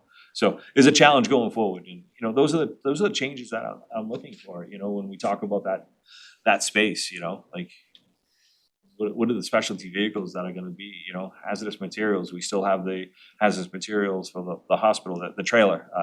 We have a tent, a decontamination tent that every fire department with a hospital in its community was given, and, you know, we still have that and we use it. The hospital used it for COVID. We set up a couple of their tents and they used it for all their COVID testing back in the day. So we still have that. That stays up at Engine 4 right now. So we do have some of those ancillary equipment, you know, that we do have to make sure we keep a room for. That can't be, once you put it outside, then the weather gets to it, and this weather, and just destroys everything. So that's why we're looking for that space. So Thank you very much. With no other questions, we will thank you again for your time, for Thank you being very here this much. evening. Oh, sorry, Mr. Wells just put his hand up. Mr. Wells. Thank you, Mr. Chair. Just one final question, Chief. Just ballpark, are you referring to like a tanker truck similar to what Canton has? yes, So ballpark, what's the cost of those about? I've seen some different numbers. So, you know, I've seen from, you know, a 400-gallon tank, you know, we priced one out a couple of years ago, like you would get 400 gallons on the back of a 550, an F550 or a 2500 or 5500 with the Chevys. You know, like that would give us double the water going into it. That was about, say, 300,000 to 400,000, you know, a few years ago when I priced it out. And I've seen, you know, 800,000 for that 1,000-gallon tanker that, you know, that Canton has. Canton has, okay. And that was, again, a few years ago, and I was kind of looking through that stuff, and I haven't really approached it lately because I knew we needed a new engine. I know we need another firehouse. I know, you know, so it's hard to look at that money and ask for that, so. Thank you. Thanks, Chief. Thank you for everything. Thanks, Mr. Chair. I'm all set. Thank you. Welcome, Mr. Wells. Thank you, Chief. I think we're all Thank you. set here. Appreciate Thank it. you very much. See, it was nice and short. Let's see. Hopefully that snow has stopped by the time you get out of here. So our next item, 6, we've heard from the Equity and Justice for All Advisory Committee. They've actually asked for us to push this back into March.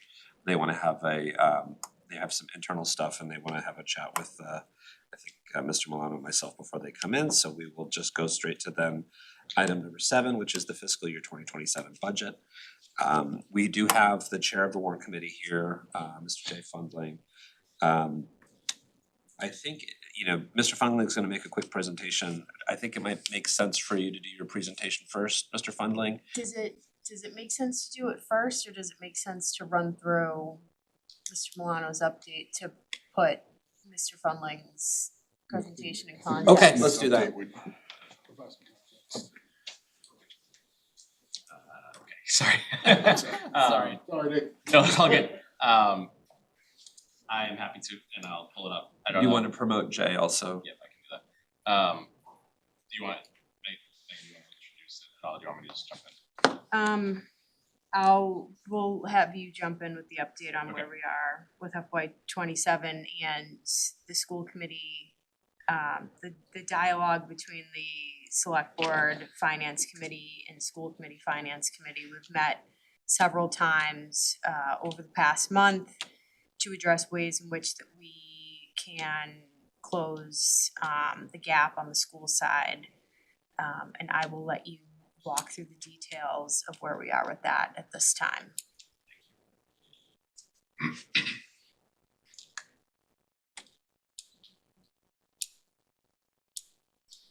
Okay, thank you. So when we last met, I think we were talking about trying to close a deficit about $1.5 million. That number has since improved since our last meeting, and I'll explain what has changed since then, where things stand as of now. So just to recap, all of the budget adjustments that have taken place since really the beginning of January. We identified approximately $230,000 in reduction in expenses related to debt service. Some of it is premium savings, some of it is for lower projected interest rates. The lion's share of this was shifting our strategy on financing the Cunningham Collycott project to align that debt with the fire station project debt that we were just speaking about. So that debt, while originally anticipated a hit in fiscal 27, will actually now hit in fiscal 28. So it is a savings in 27, but it's the cost will show up just a year later.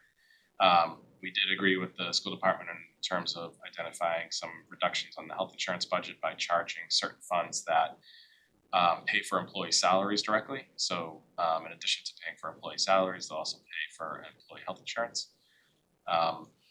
State aid budget came out at the end of January, and that nets out to about a $225,000 increase in revenue. Those changes we had talked about already, but the most recent adjustment has been revisiting our revenue forecast, like we said we had stated we would towards the end of January, when we received our motor vehicle excise tax information for the current year.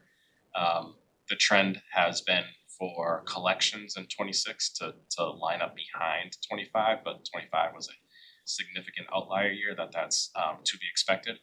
However, on the positive front is our commitments in terms of what we're billing for folks has continued to increase year over year. So we feel comfortable at this time increasing our forecast for motor vehicle excise tax about $440,000 to $5 million. We are also comfortable increasing our forecast for penalties and interest by $60,000. We did dial back our building department fee revenue as we were still pretty high in our anticipation for revenue in fiscal 27. The last several years, going really back to 22, we were starting to permit a number of large projects, whether it's the first one being 131 Elliott, the Walcott Woods projects, the townhouses out on Canton Ave, through to now where 582 Blue Lab was permitted this fiscal year. Those are very significant fee increases, but they're one time. So we feel that it's prudent to dial that back a little bit, as there's one big project in the pipeline, the 648, 652 Canton Ave 40B, but it's undetermined when that might arrive. So the rest of the revenue that we expect to see is more just kind of run-of-the-mill renovations, additions, and the new construction that happens, not large multifamily new construction. Our general insurance forecast, so our workers' comp, professional liability, we are trending really well, particularly in workers' compensation. So we feel comfortable reducing that budget line by about $80,000. So that's positive. And then we had talked about the operating budget stabilization fund, where we've increased our withdrawal from that in fiscal 27, our proposed withdrawal in fiscal 27. So if you put that all together, I've highlighted here where things have moved up on local receipts, up on state aid, up on the operating budget stabilization fund. So we're about a $5.9 million in new money in fiscal 27. I'll speak to this for a moment. So one of the discussion points is how to share this new revenue. And the next slide I'll show in terms of a balanced budget proposal proposes to share that essentially at the same amount that we've been sharing revenue in the current fiscal year, where after you take out our shared expenses, health insurance, pension, OPEB, other insurance, after you take out those mutually shared costs, the remaining revenue has been split about 69, 31%, 69% school budget, 31% town budget. That ratio has increased over the last 10 years, where it had been 66, 34. So as school budget increases about pace, town departmental budget increases, that share tilts a little bit more closely to the schools. I'm not suggesting changing that ratio in any way. I'm just suggesting, for the purposes of the balanced budget proposal that I pulled together, that we maintain that in fiscal '27. What that means for a balanced budget is what you can see here today. By sharing that revenue, we do get to a place where the town departmental quote unquote level service needs are met, and the town budget is able to see a 3.72% increase. The school department under this scenario sees a 3.76% increase over its fiscal '26 appropriation, which means they would need to make reductions from their level service request of 5.2%.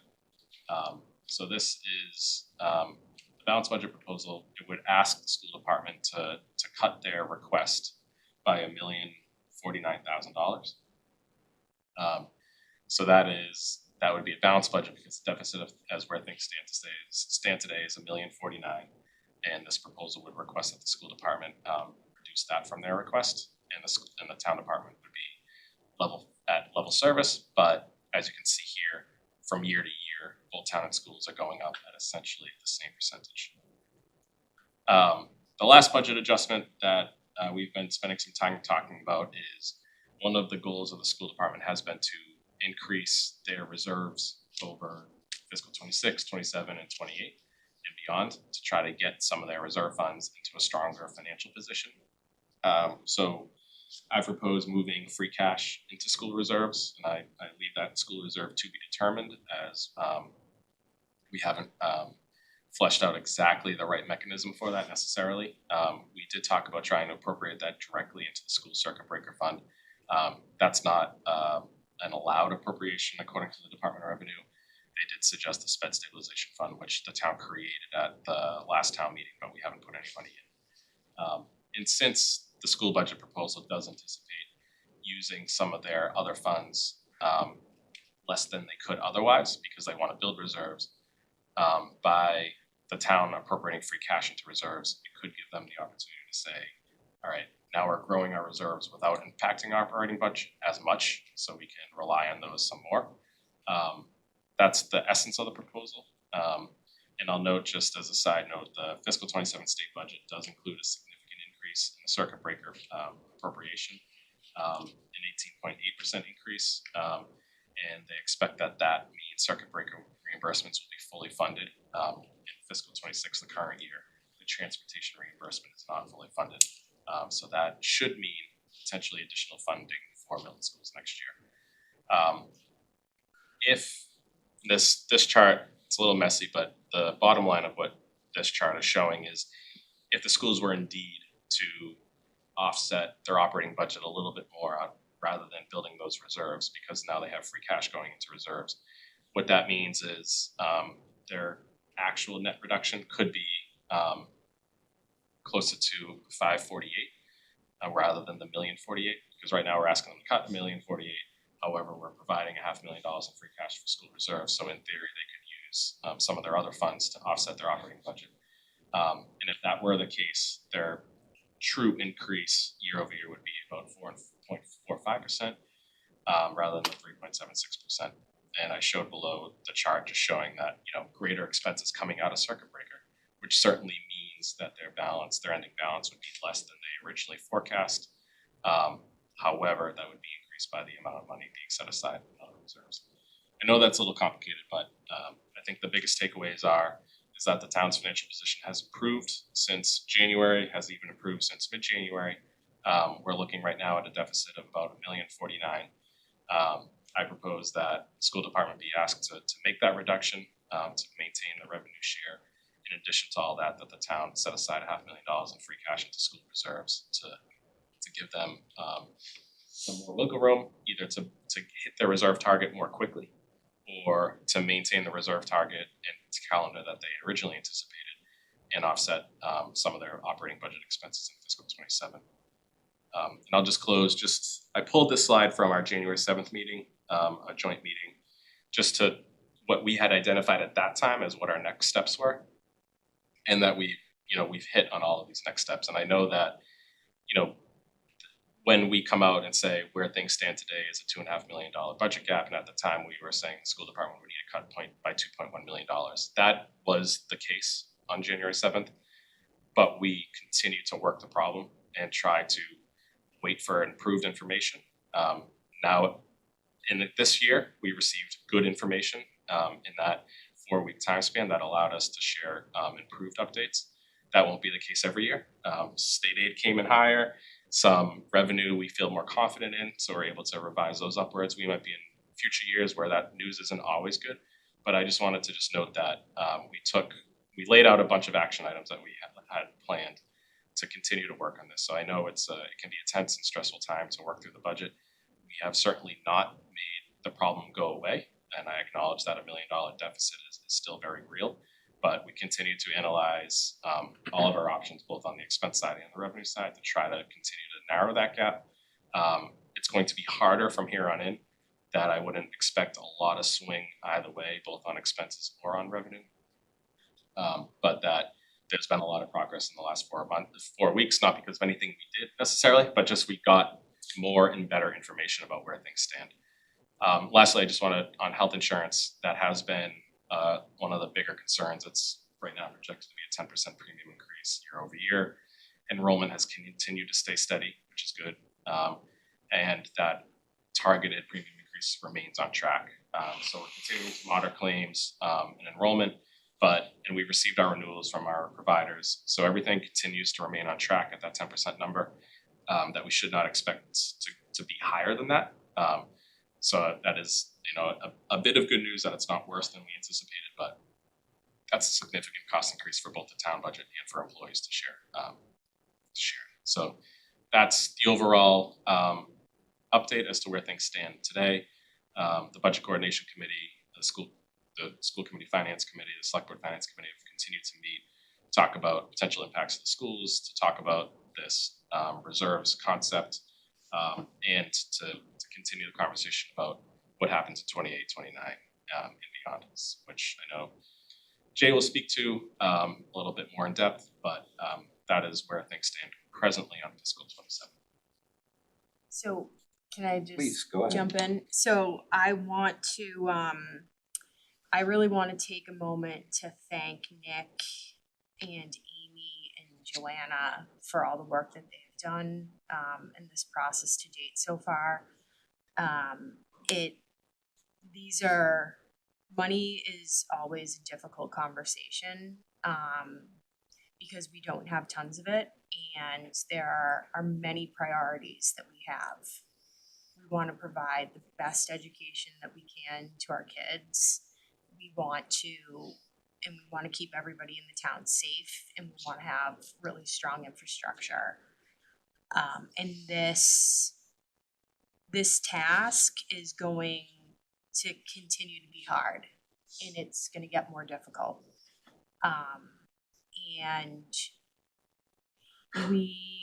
So part of what we've been trying to accomplish with the Budget Coordination Committee is to look across the town government, across the boards of the town government, to have a more strategic lens and to have more of a rolling year-over-year lens and understanding of the way that our financial model is built, and how our revenue sources play into that model, how our expenses play into that model, and how our schools are nested within that model. So we have had a lot of really strong cooperation with the warrant committee. We have Jay here, he's been fantastic, and he'll come up to present in a minute. And I really want to note that school committee members, Superintendent Phelan, they've been at every meeting that we've had and involved in these conversations, and also representatives from the planning board. So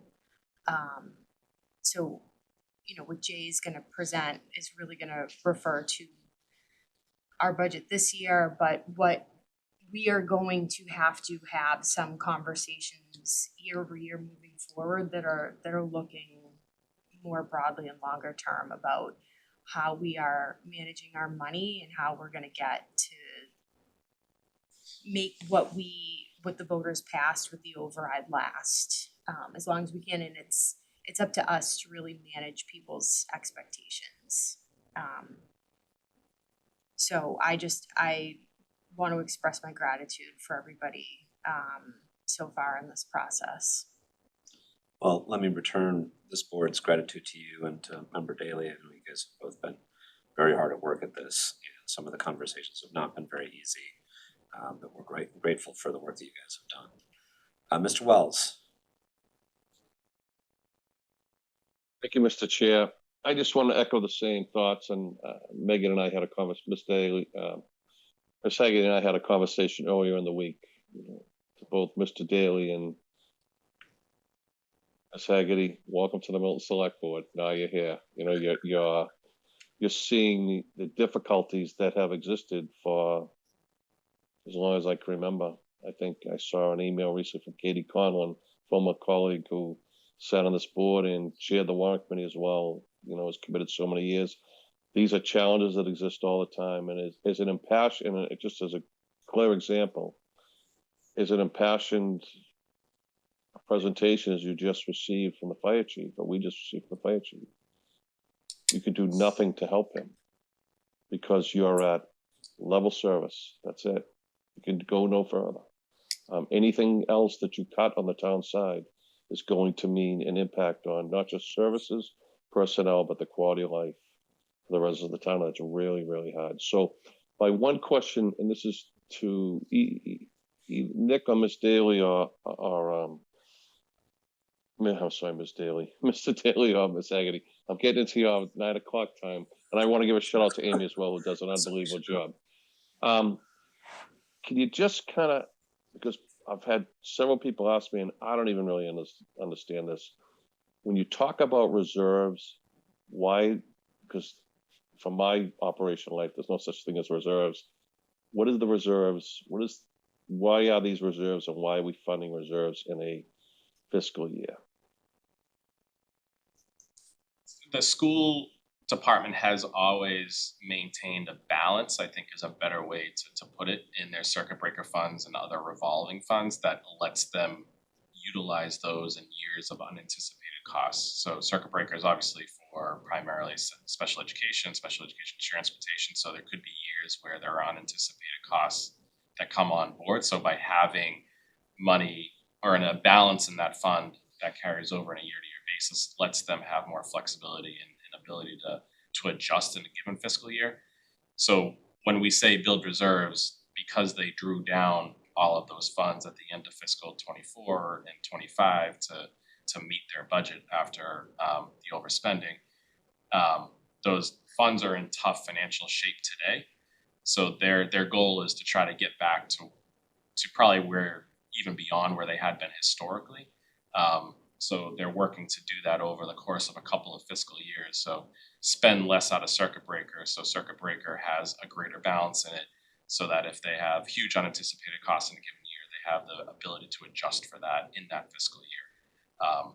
So we, the town builds our own reserves, whether it's general stabilization, capital stabilization. So, but that's obviously for town-wide expenses. This is more just for school expenses. So rather than take 4 years to get to their target, if we can provide some free cash to facilitate that, maybe they'll hit their target a little bit sooner and be in stronger financial condition sooner. That gives them more flexibility going forward on their operating budget. So building reserves, building a balance in those funds to withstand unanticipated costs and to have more flexibility with their operating budget going forward is the overall goal. I think what we're discussing today is more about what should that target be and how do you get there is really where I think the focus of the conversation has been, less so than that they should or shouldn't have them. It's just more about what kind of goal are you setting and how quickly are you trying to get there. And if I may add, Mr. Milano, my understanding is ultimately what we can do here is give the school committee the opportunity to make the decision about how do they want to spend this money. So we can't put that free cash into anything that we want. We have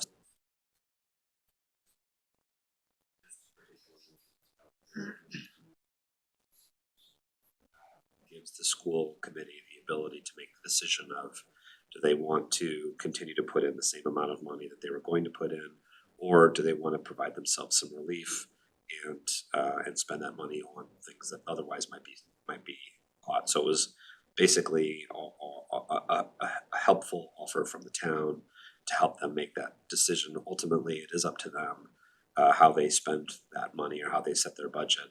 But we've provided a little more flexibility. Yes, I agree. Mr. Wells? Do.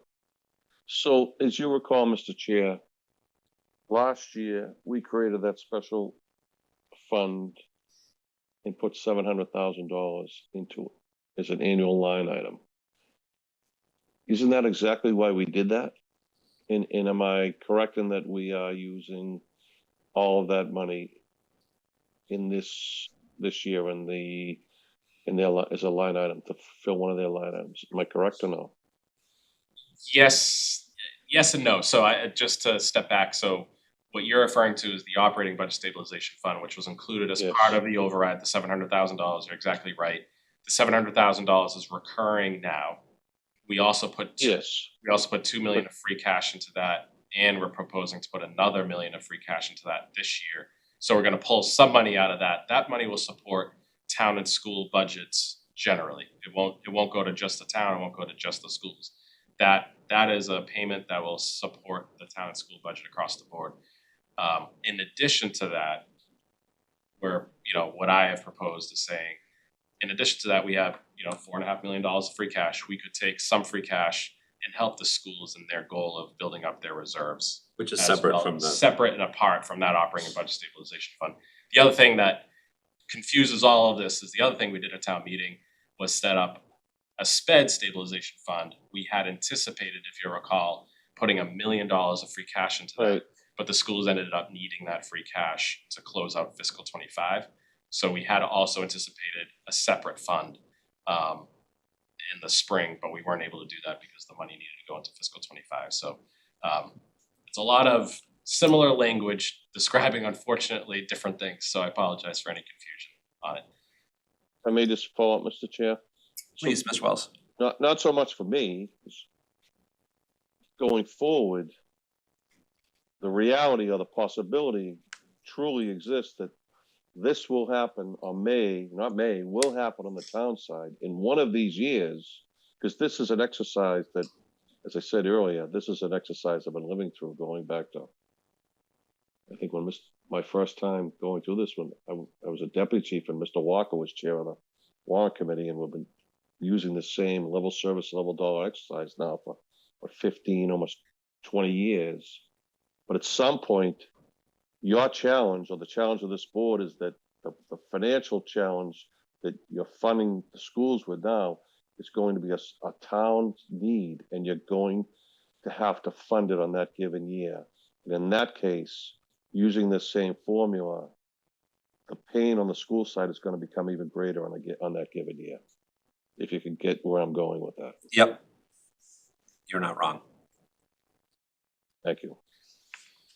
Any other questions or comments before I invite Mr. Fundling to come up?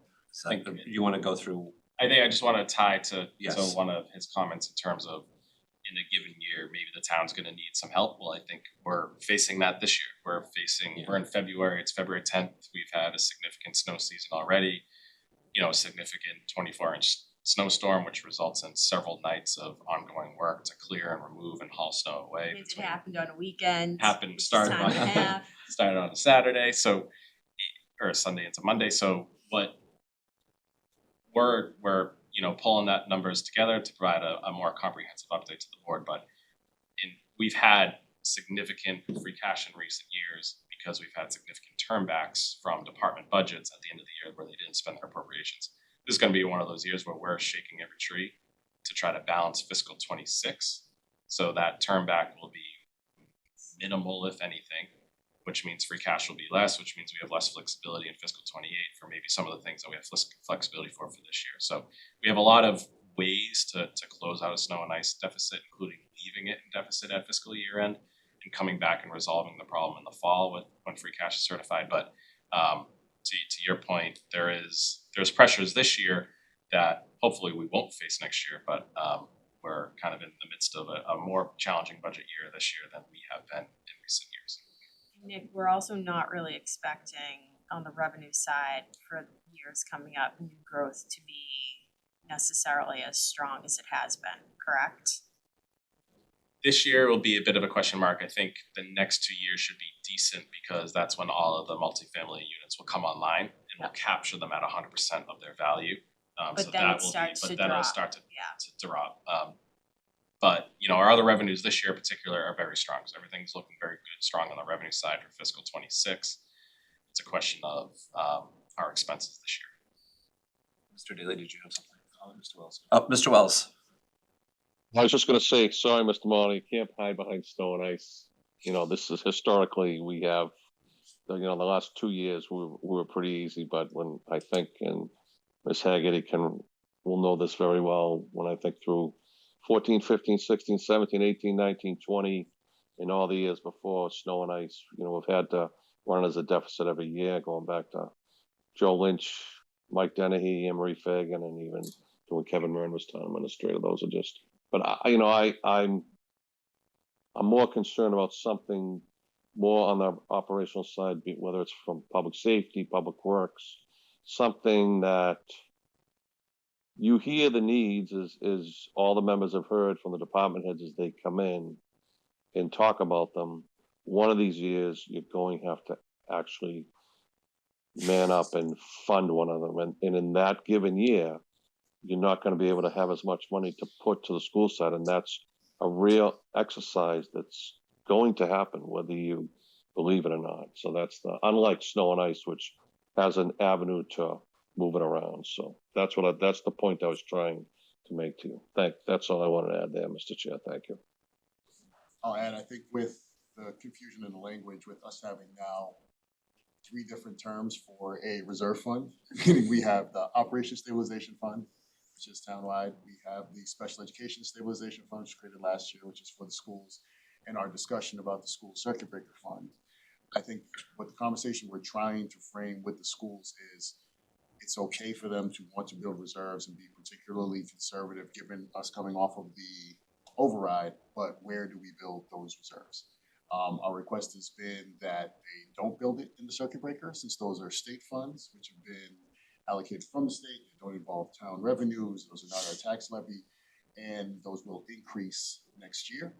And we're asking if we funded it at the town level on the Special Education Stabilization Fund or the Operating Stabilization Fund, that we would have more flexibility for some of these, rainy days or things that may go awry, which is why we still sit with that $1 million cap, saying that we're not going to be funding that million with the town funds. We're asking them to use state funds as is, and then we may be able to fund the special education stabilization fund.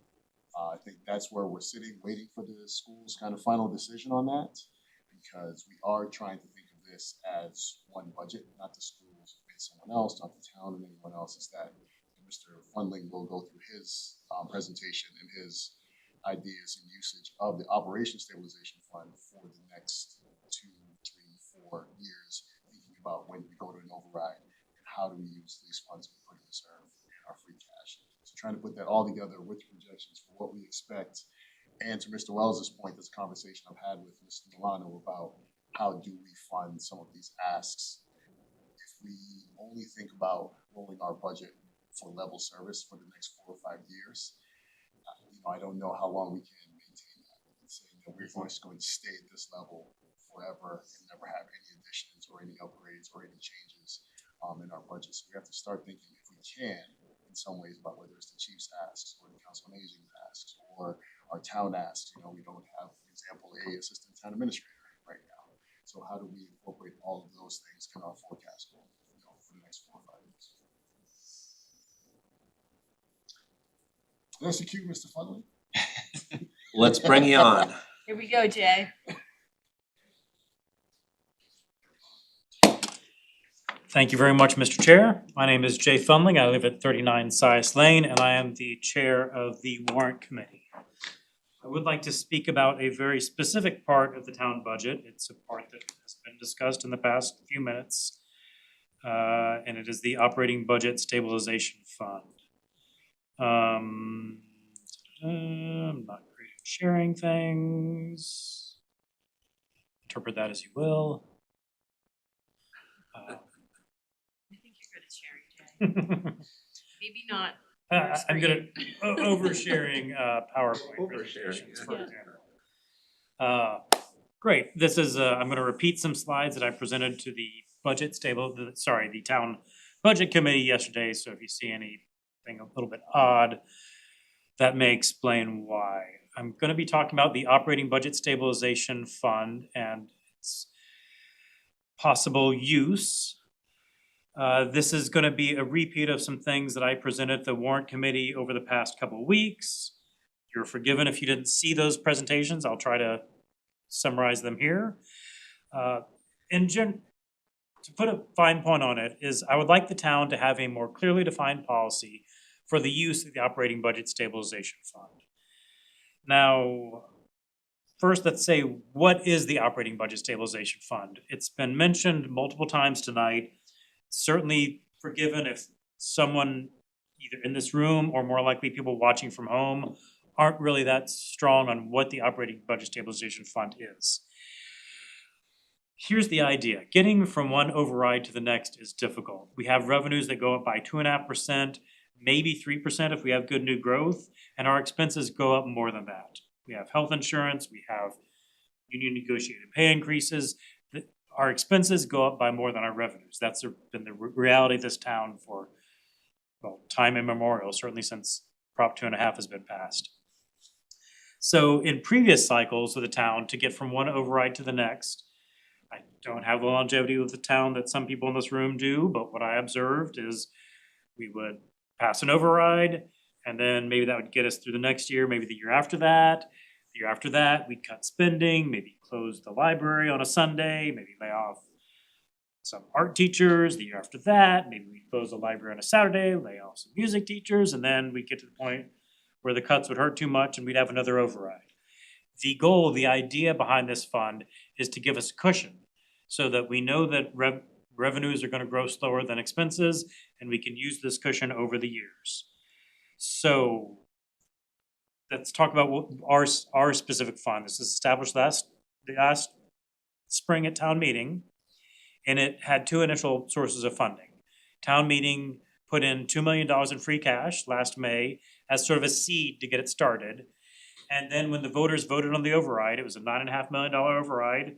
If you read the ballot, it said $8.8 million is going to the operating budget and $700,000 is going to the budget stabilization fund. So every year, $700,000 growing by 2.5% is going into this fund. And I have a graph here of this graph. The numbers are old, the numbers date back to last spring, but this, if you forgive all the colors and bars here, it sort of shows what's going on. We make a contribution in the first year, and then the orange line is how much money we have in this fund. And you can see in the first year, we don't withdraw a whole lot and the fund grows. The second year, we withdraw more, the third year, we withdraw more, the fourth year, we withdraw more, all the way down to the fund is out and we ask the voters for another override. That's the goal, so we can get from one override to the next without decreasing services. That's the idea. Any questions so far? Okay. So what I would like is a little bit more of a concrete policy for how we're going to use it and how we can forecast how much we're going to be taking out from year to year. Last spring, the forecast that was presented to this body, it had a forecast for revenue and had a forecast for expenses, and it said, well, we need to subtract one from the other. That's how much we'll take out of the operating budget stabilization fund. That's fine for a forecast to sort of look forward, but then when you get to an actual year, what do? You can't say, well, what are our expenses and what are our revenues? We'll subtract them. You'd rather know how much are we planning to take out of this fund. A rigorous plan would help us set our coming budgets. This body adopted a policy, I believe, last fall, which was put some meat to it. I quoted it here. It says prudent withdrawals for the years 27 to 30 and make sure it's viable through the year 2030. I'd like something a little more concrete, not something set in stone, not something inflexible that doesn't let us meet the needs again. but something a little more concrete. So what I'm proposing is I would like to see the select board adopt a policy to do three things. One is make a plan for withdrawals for the operating budget stabilization fund that I'll call the baseline. It looks at, there's an initial $2 million contribution, there's 700,000 plus 2.5% coming in each year. If you just look at those funds, what's a prudent way to spend the operating budget stabilization fund? Again, I'll call that the baseline. And then also a prudent plan for when there are contributions to the operating budget stabilization fund. What do we do with that? I think we'd all agree that if we say, well, we're gonna put $1 million in this year and take $1 million out and spend that on ongoing expenses, that's not good, because that's taking one-time money and spending on ongoing expenses just under another name. So this has been discussed by Mr. Milano in recent meetings, I'll cover that, but plan, what are we gonna do when we put free cash into the operating budget stabilization fund, as we're expecting to do this year, then how will it come out? And also the maybe trickiest part, but also one that is essential to figuring out how 1 and 2 work, is choose a date. For what date we're gonna plan for an override, both to tell the people in the town to plan for an override, but also to allow this calculation. So I'm gonna say the first of these 3 steps, the baseline contribution. Again, we've got initial 2 million plus 700,000 plus going in every year. I would like to propose that we set it up so that we pay out every year so that the amount you withdraw goes up by the same amount every year. For example, if we say in year 1, we're gonna take out 500,000, in year 2, we're gonna take out $1 million, in year 3, 1.5 million, in year 4, 2 million, goes up by the same amount. And I will say, this last point is a big point. This is not set in stone. If the budget calls for variations on payouts, that's allowed. But just be clear with the town why we're varying from the plan and put it along with a forecast of what the impact is for coming years. So that's the schedule. And I know I'm talking a lot of words. Don't worry, I'll show you some numbers in the next slide. Maybe that's better, or in a couple slides. Maybe that's better, maybe that's worse. I think once we start seeing numbers, this will make more sense. Second thing is, if we put free cash into this account, what should we do with it? Mr. Milano suggested something at your last meeting, which I think is a good idea. Pretty much the idea is when you put into the account, say we put in $1 million this year, then you pay it out in even amounts until you expect to have an override. For example, we think we'll have an override in 4 years. We could start by saying, pull out $250,000 every year. Now, if you cast your eyes to the bottom, you'll see Mr. Milano suggested, why don't we have that growing by a little bit every year? That's a good suggestion. We know every year the budgets go up. So maybe instead of $250,000 every year, 23%, 24%, a little bit less than $250,000 in the first year, a little bit more than $250,000 in the 4th year. I think that's a good idea. One change I'd like to make is that I would say pay it out in not less than 3 years. I think that's prudent because, again, if we think we're 1 year away from an override, then we do that thing where we stick in $1 million and immediately take out $1 million and spend it. We can do that. I'd rather have a little more discipline and say, even if we're a year out from the override, put in $1 million, take out 1/3 of $1 million and spend that. And then even if we're 2 years away from an override, put in $1 million, take out 1/3 of $1 million over the next 2 years. That'll still let us have a little bit of a cushion instead of spending all our money right as we put it in. So that's what I'm proposing we do for the contributions we make. And then I'm gonna wait to talk about the third point of what year should that be. I'm gonna start putting some numbers together. So, hypothetical. Let's say we're expecting an override. Let's say we're expecting the town to vote on an override in the spring of 2030. Well, then you can look at the numbers here, and I'm saying let's assume there's no additional contributions. Well, we already know we expect there to be one additional contribution, but stick with me, I'm trying to keep the math simple. You can look at the second row there, we're putting in $700,000 this year, FY26. It's growing by 2.5% every year. Again, under FY26, we put in $2 million of free cash. So that's where we are at the end of this year, we have $2.7 million in there. Then I'm suggesting with that, we take out $570,000 in FY '27. Again, I know we've been discussing other numbers, just stick with me, I'm trying to get through how the formula works. Take out $570,000 in FY '27, double that to 1.1 million in FY '28, add another 570 to get 1.7 million. So it's going up by the same steps every year. And lo and behold, we end up at 0 in FY '30 when we're gonna be going to the voters to ask for an override. No, I'm throwing a lot of numbers at people. Does this, and I know this is also different from what Mr. Milano was talking about, I'll get to that in a minute. Do the numbers make sense of what I'm proposing? Okay. Yes. I go to the next slide and say, okay, what if we're still looking at asking for the voters for an override in the spring of 2030, but then we put $1 million in from free cash every year? I don't know if that'll happen, it's no guarantee, but let's play out how the numbers would work. The withdrawal pace, row 1, 2, 3, 4, withdrawal baseline, it's the same as from the previous slide. And then I'm saying, okay, and in FY '27, we stick in $1 million and we pull out, it's not quite $250,000 every year. Again, it's a little bit below $250,000 at first, a little bit above $250,000 at the end, but it's about $250,000 every year. The next 3 years, we stick in $1 million, we take out about $1/3 of $1 million every remaining year. Then when we come to the end, we actually still have $1 million on this account. Because remember, in that final year and the year before it, we put in $1 million and took it out over 3 years. So we're going to the voters for an override in 2030. We've still got $1 million in this account to help us through to whatever's coming up.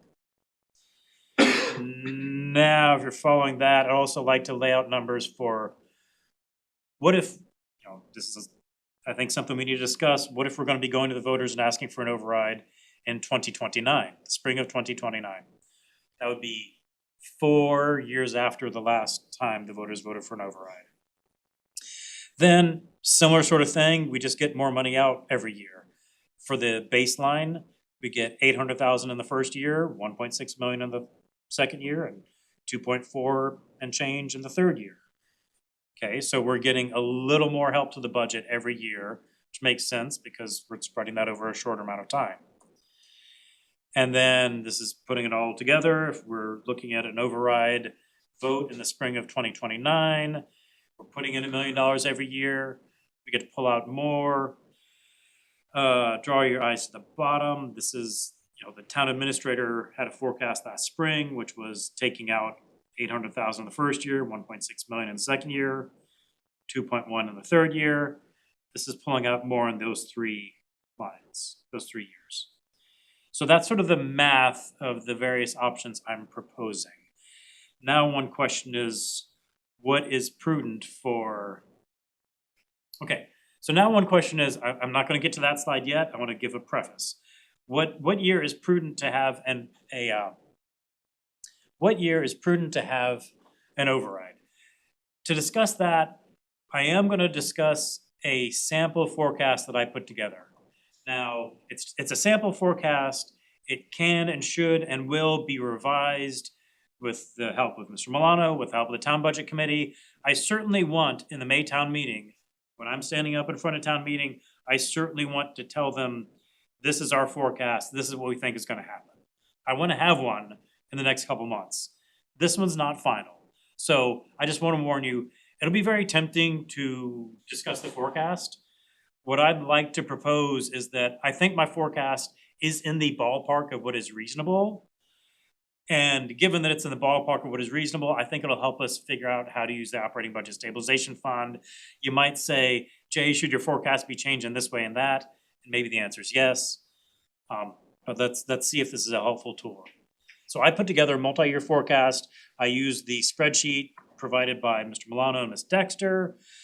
I made a couple of assumptions for the future. I assume that health insurance is gonna be high this year. It's gonna go down to a reasonable 6.5% thereafter. I'm assuming that the schools are gonna have a 4.5% increase in salary this year, 3% increase in non-salary after that. And the non-school budget is gonna go up by 3% annually after that. Again, we may think this is good, we may think this is bad. I think this is in the ballpark of what we might be looking at for the future. So given that, I wanna say, okay, then what does my forecast show before we use the operating budget stabilization fund. Ignoring that fund, revenues versus expenses. FY '27, I'm saying we're 600,000 short. That does fit with what Mr. Milano's saying, cause he's saying use, I'm not gonna try to do the math off the top of my head, but I believe it fits with what Mr. Milano is saying. $600,000 short, 2.7 short in the next year, 3.8 short in the year after that, 5.2 short in the year after that. So can the operating budget stabilization fund take care of this? I'd like to look at 4 different examples. There's a lot of numbers on this slide, I apologize for that. Let's look at a couple of examples. The top example is if we're gonna ask the voters for an override, if we're planning to ask the voters for an override in the spring of 2030, 5 years after their last override, then we've got the red numbers at the top, that's what the budget shortfall would be. We've got the operating budget shortfall, the operating budget contribution after that. 800,000, 1.3, 1.9, and then, I should have made the next line red also. We have a little bit of a cushion in FY '27, in FY '28 we're falling short, '29 we're falling short, '30 we're falling short. We're millions of dollars short all those 3 years. Okay, let's then look at what if that was assuming we make a $1 million contribution in FY '27 and nothing more. What if we make a $1 million contribution every year from free cash, if we're fortunate enough to do that? The story's better, but it's still $1 million shortfall for 3 years. If you look over to the right, the 3.92, that's these 4 years added together, $4 million shortfall over 4 years. Okay, so then what if we plan for an override in 2029? Well, if we make a $1 million contribution this year and not thereafter, it's a lot better. $500,000 over in the first year, 800,000 under in the second year, $1 million under. All told, it's $1.3 million under. The final line, FY '29 with $1 million contribution each year. $500,000 in the good guy direction 1 year, $500,000 in the bad guy direction the next 2 years. We do end up with a short, even in what I'm sort of presenting as maybe this is a good plan, we still end up with a $400,000 shortfall, $400,000 over 3 years for a $150 million budget. I thought of tinkering with my assumptions to try to get that from a negative to a positive. It's pretty darn close to zero. So that's one possibility. So I would say that one thing we're gonna have to decide as a town, we, meaning select board is the one who sets the policy, but also the warrant committee will have input. The town administrator will have input. Are we aiming for a 2030 override or a 2029 override? And how does that affect money coming out of this? I think a 2030 override plan is not gonna be prudent with the needs of this town. And in fact, as I said, I presented this 2 weeks ago to the warrant committee.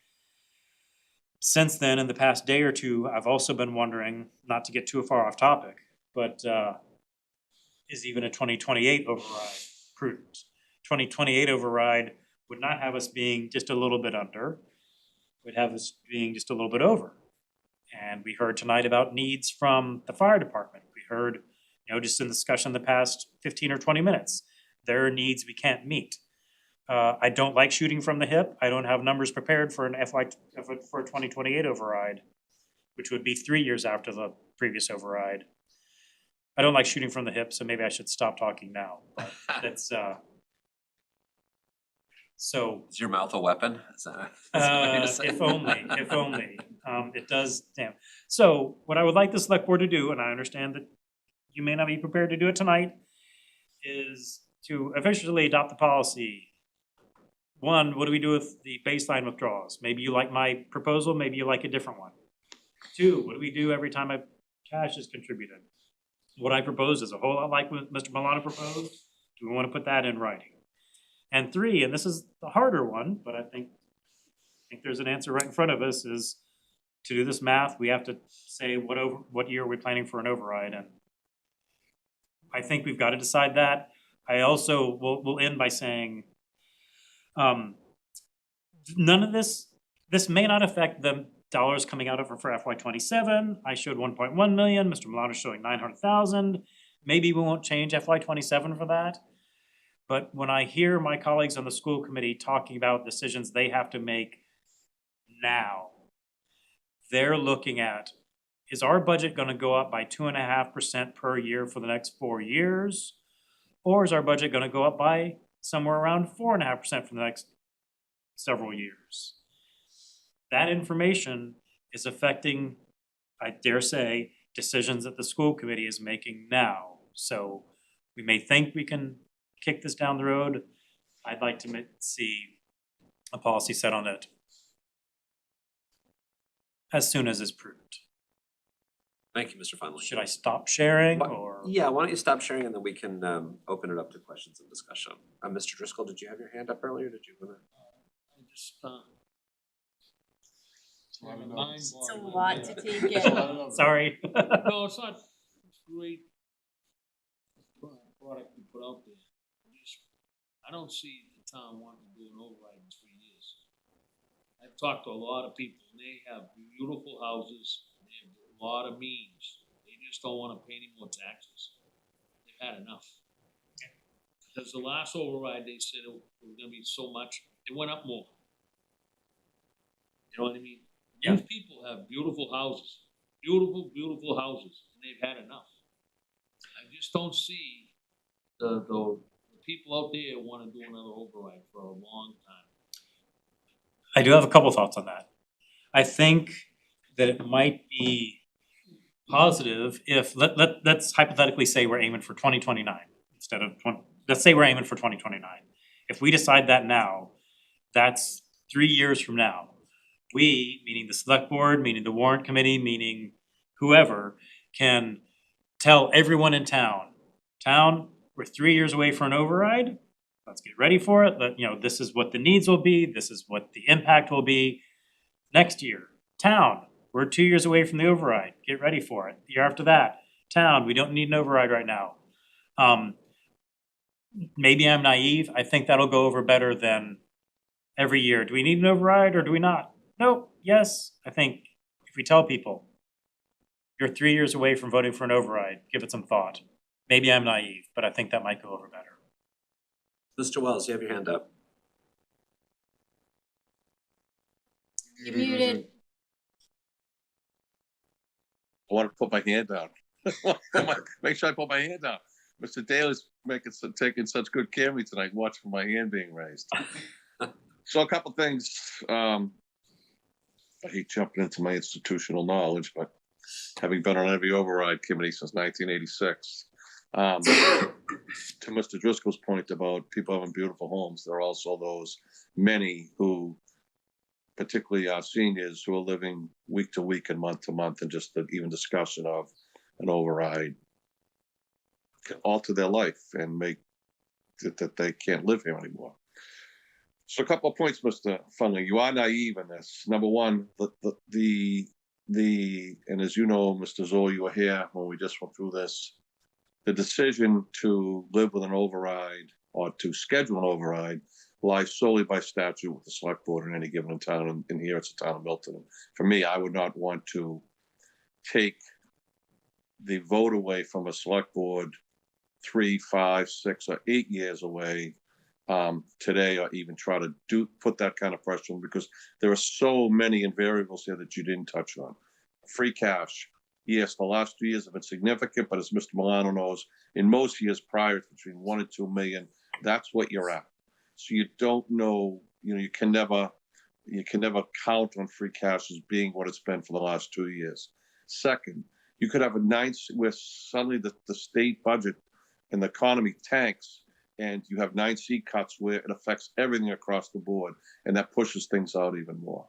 And I want to draw on my dear friend, Mr. Walker, who's sat on so many committees, who came up with the idea many years ago of department heads working with level dollar budgets, level service, to try and get through to push those overrides off. Because the goal, and I know I'm near the end here of my time, but I can't stress this to you because it was taught to me in the beginning by Joe McGettrick and through every select board chair and override chair that I've ever worked with, is that you want to do everything you can to push that override off, even when it means not being able to fund things like the presentation we just heard from the fire chief just an hour ago. That's the reality of where we're at. I mean, in an ideal world, yes, your presentation here, okay.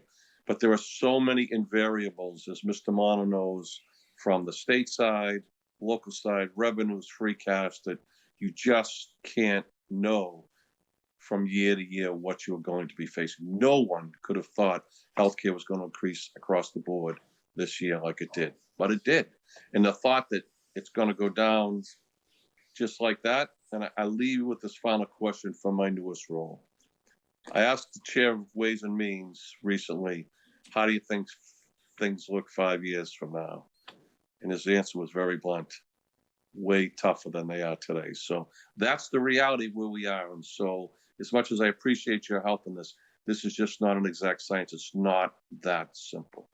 Thank you, Mr. Chair. I know that was long, but this is probably the biggest decision we make each and every year, which deals with the finances and the operational capabilities of the town. Thank you, Mr. Wells. Other questions from the members, Ms. Hegarty? So my thoughts on this, which I don't think I've really editorialized, even after having seen Mr. Fundling's presentation 3 or 4 times now. What strikes me, so I struggle with the balance between, there's a tension between having a model like this that we're constantly referring back to. I think this is a framework that we've been lacking over time to drive a conversation. Now, a framework isn't something that we necessarily have to lock into or strictly adopt. But I think it is so valuable to be able to see a couple of different scenarios of how that money that people voted for could be spent out over time.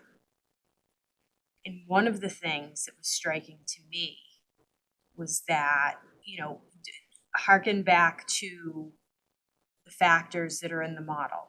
You have 10% for health insurance this year and 6.5% for it in the years going out. And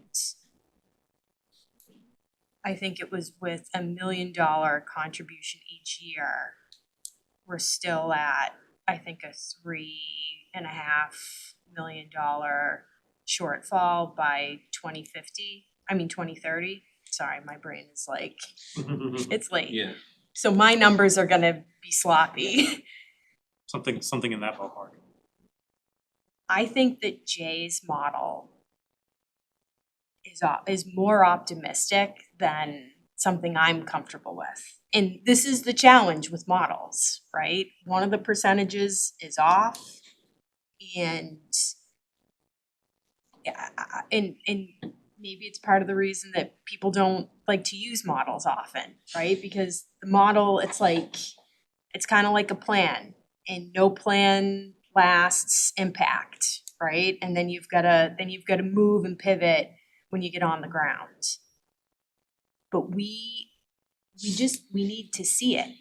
We need to see, this is a potential future. It is the truth of how potentially not that long this money is going to last. And we need to keep that in our minds as we're making these decisions and as we're negotiating these things.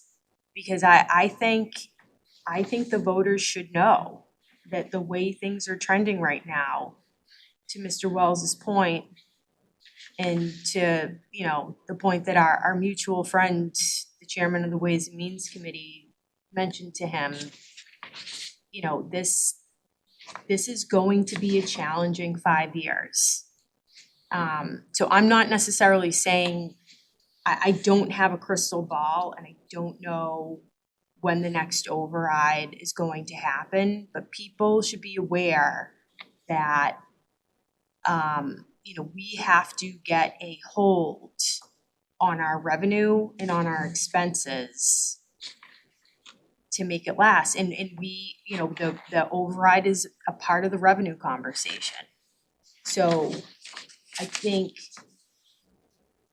we owe it to everybody to continue a conversation in a structured framework so that nobody is surprised when it comes up.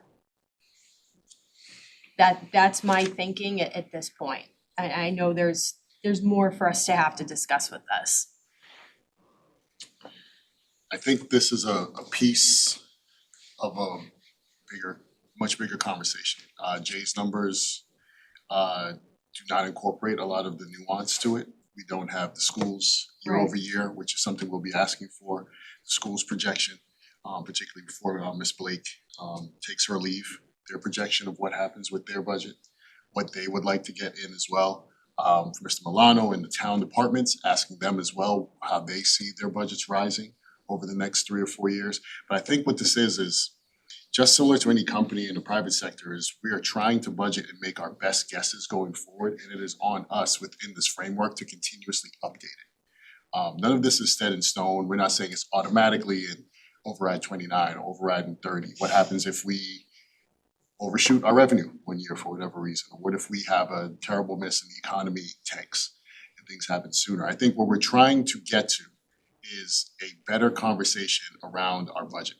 And I think to Mr. Fundling's point in his response to Member Driscoll, it is better if we're able to speak to the town along the way, whatever the result is.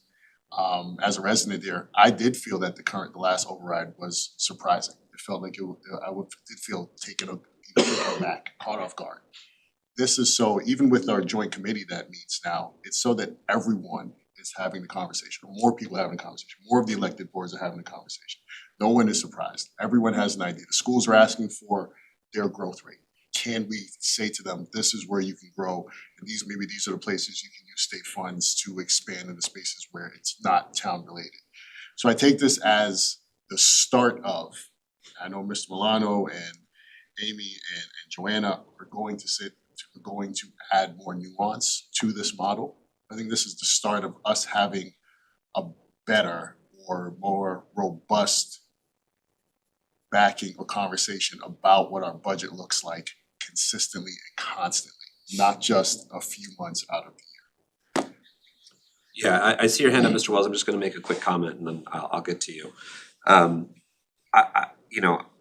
of the exact same mindset. I think I do very much appreciate what Mr. Wells is saying about, about an override. It is a difficult decision.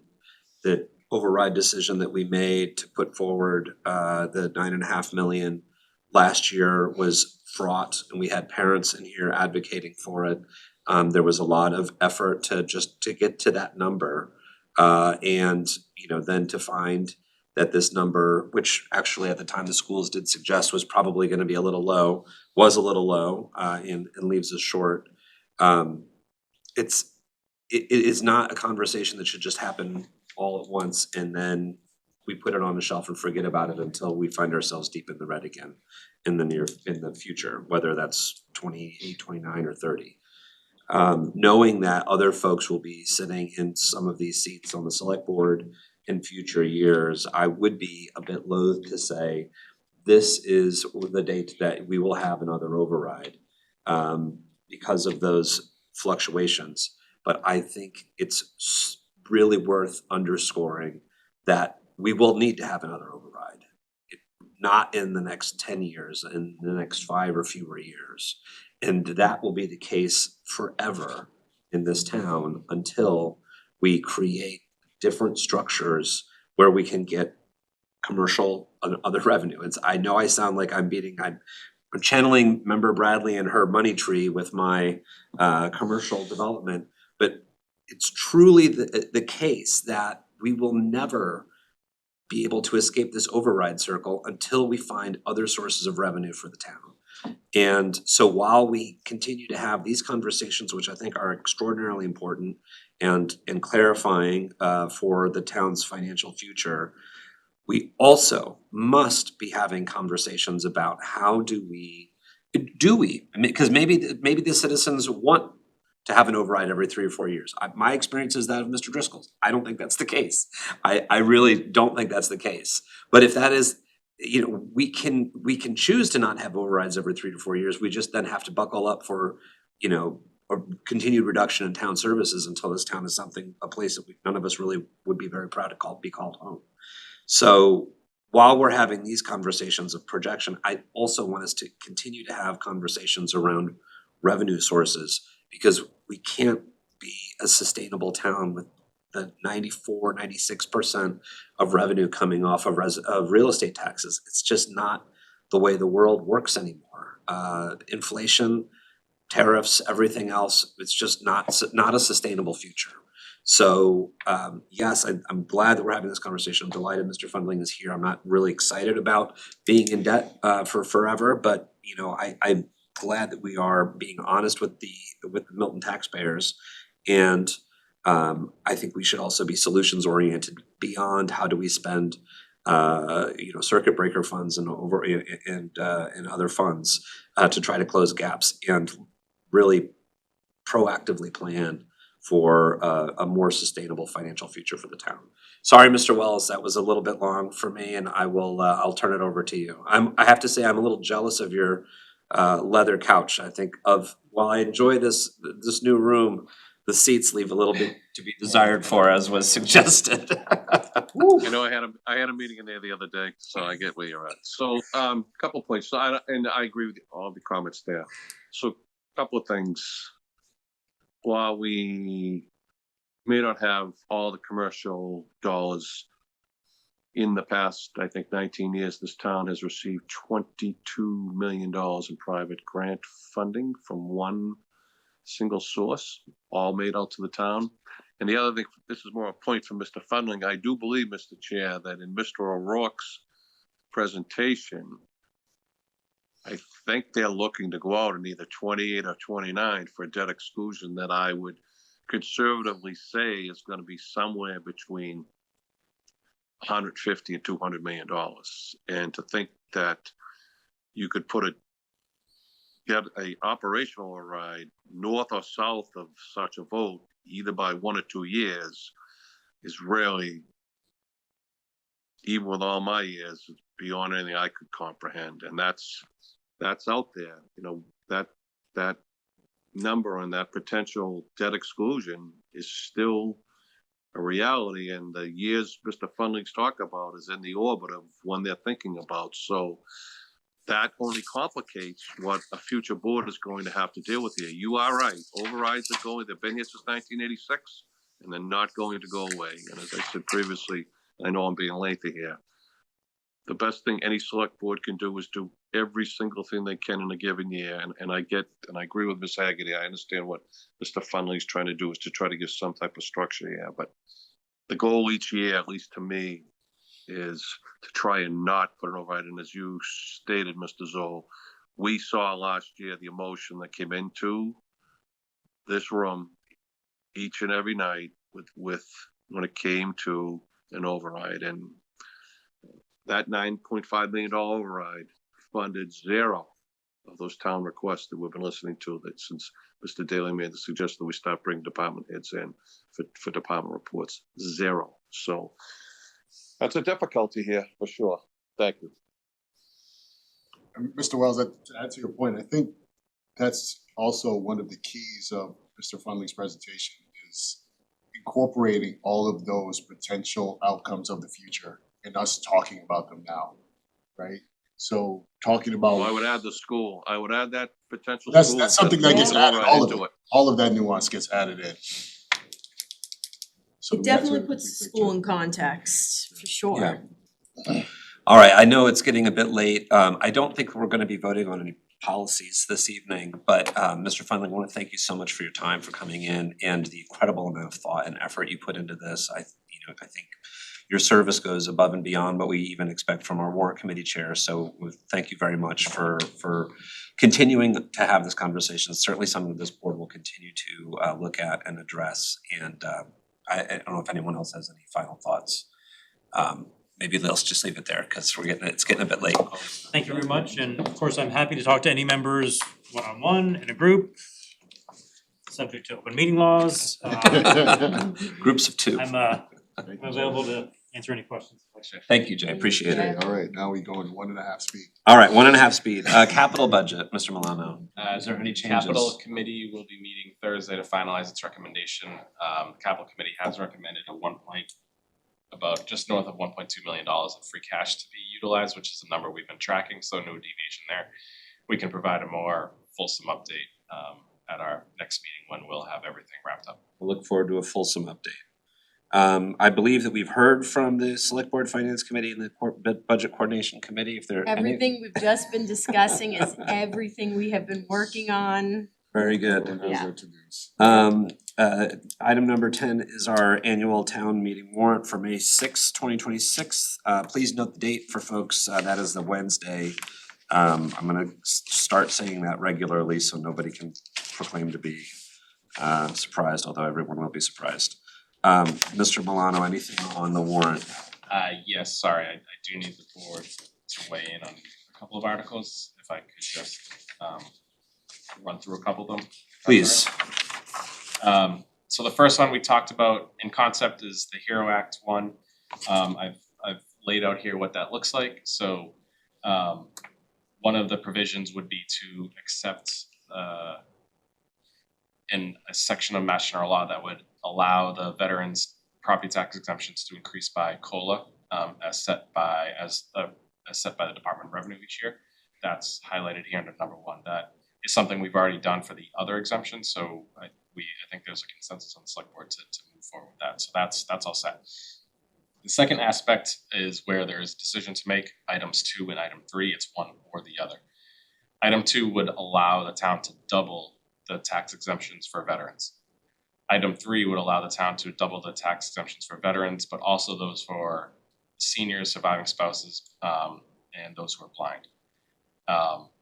So you wouldn't do number 2, which is just for veterans, and number 3, which is for veterans and the others. You would do one or the other. I think based on our prior discussion, there was a preference to do number 3, which would double all of those. We did a little bit more research. In fiscal 25, those exemptions cost us about $83,000. So you would at least double that for fiscal 27. They were 77 lowest of those on for veterans, cost $30,000, another 37 of a more expensive tax exemption for veterans, another $37,000, and then 17 is for surviving spouses or minor children, 37 is for the blind, and 41 is for seniors. So altogether, this is the amount that may be doubled if we were to accept what is labeled here as number 3. Alternatively, that number would be lesser if we only doubled the veterans' tax exemptions. This is something that towns not previously considered, but we wanted to bring it forward in the context of the HERO Act. So it's, again, just looking for the select board's take on to move forward with a proposal to double the exemptions just for veterans, to double all of them, or not to take either action. Mr. Wells. I'll make a motion, Mr. Chair. We need a motion on this, am I correct? Yeah, we may want to have a little discussion first, but why don't you make your motion? I'll make the motion for the purpose of discussion, so I'll make a motion that we adopt number 3 as outlined by the town administrator. Okay, motion's been made and seconded. Why don't we have a little discussion? Is there anything you'd like to say about that, Mr. Wells, before? No, I would support that. I think that's a reasonable thing for us to do. As I mentioned earlier when we talked about the impact of overrides, as much as to Mr. Driscoll's point, those who live in beautiful houses and can afford them, there is an equal amount of residents in this town, to include veterans, seniors, and disabled, who really truly struggle. And I think this is probably perhaps one way that we can help them to stay in the houses that they've loved for so long.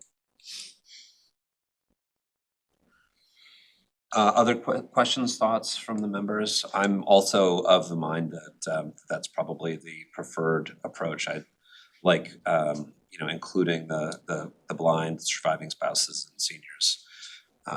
So if there's no more discussion on this, we can go to a vote. Mr. Wells, we'll go roll call vote. We'll start with you. Absolutely. Mr. Driscoll? Yes. Ms. Hegarty? Yes. Mr. Mr. Daly, Mr. I almost called you Yes. Mr. Hegarty. It's catching. And myself, yes. So, Mr. Milano, we'll go ahead and take that language for our article. Winston will have to bond with Tom over being called Mr. Haggerty now. Had it happen. If that was me, I apologize. I think I did that once tonight. I'm You a little- planted the seed, Mr. Wells. Alright, so the Sorry, Winston. the second group of articles, again, we've discussed this in concept, which is working with town council to get the required authorizations to allow the town to move forward with solar installations on town property. AP Law has been very thorough, made us do a lot of work to get to this point, and has resulted in 4 articles rather than 1 article. So it's not quite mission creep, but more just doing everything the right way as they see it. So the first article would be to allow the select board to enter into pilot agreements for renewable energy facilities. Often when you have a solar installation, it is taxable, and you need to enter into an agreement with that operator to determine what that tax may or may not be. Sometimes there isn't a tax, and then it's rolled into the cost of the energy you purchased, or vice versa. Sometimes there is a tax payment.